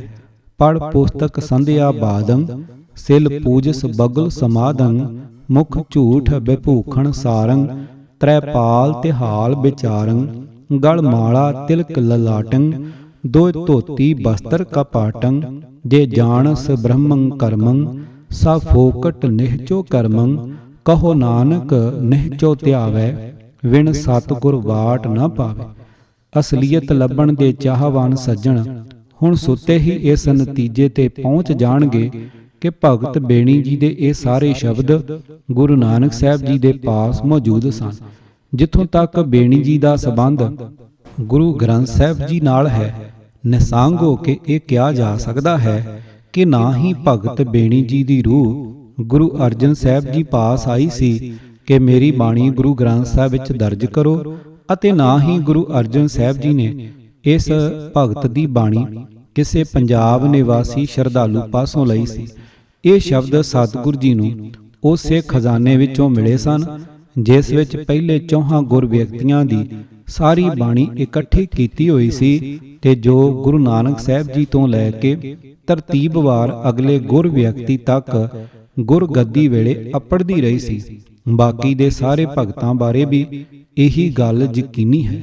ਵੇਖੋ, ਬਿਨ ਸਤਿਗੁਰ ਬਾਟ ਨਾ ਪਾਵੇ ਭਗਤ ਬੇਣੀ ਜੀ, ਬਿਨ ਸਤਿਗੁਰ ਵਾਟ ਨਾ ਪਾਵੇ ਗੁਰੂ ਨਾਨਕ ਸਾਹਿਬ ਜੀ। ਕਿਤਾਬ ਆਦਿ ਬੀੜ ਬਾਰੇ, ਲੇਖਕ ਪ੍ਰੋਫੈਸਰ ਸਾਹਿਬ ਸਿੰਘ, ਭਾਗ ਤੀਜਾ। ਆਵਾਜ਼ ਗੁਰਜੰਟ ਸਿੰਘ ਰੂਪੋਵਾਲੀ। ਪੂਰੀ ਕਿਤਾਬ ਸੁਣਨ ਲਈ YouTube channel Gurjant Singh Rupowali subscribe ਕਰੋ। ਵਾਹਿਗੁਰੂ ਜੀ ਕਾ ਖਾਲਸਾ, ਵਾਹਿਗੁਰੂ ਜੀ ਕੀ ਫਤਿਹ।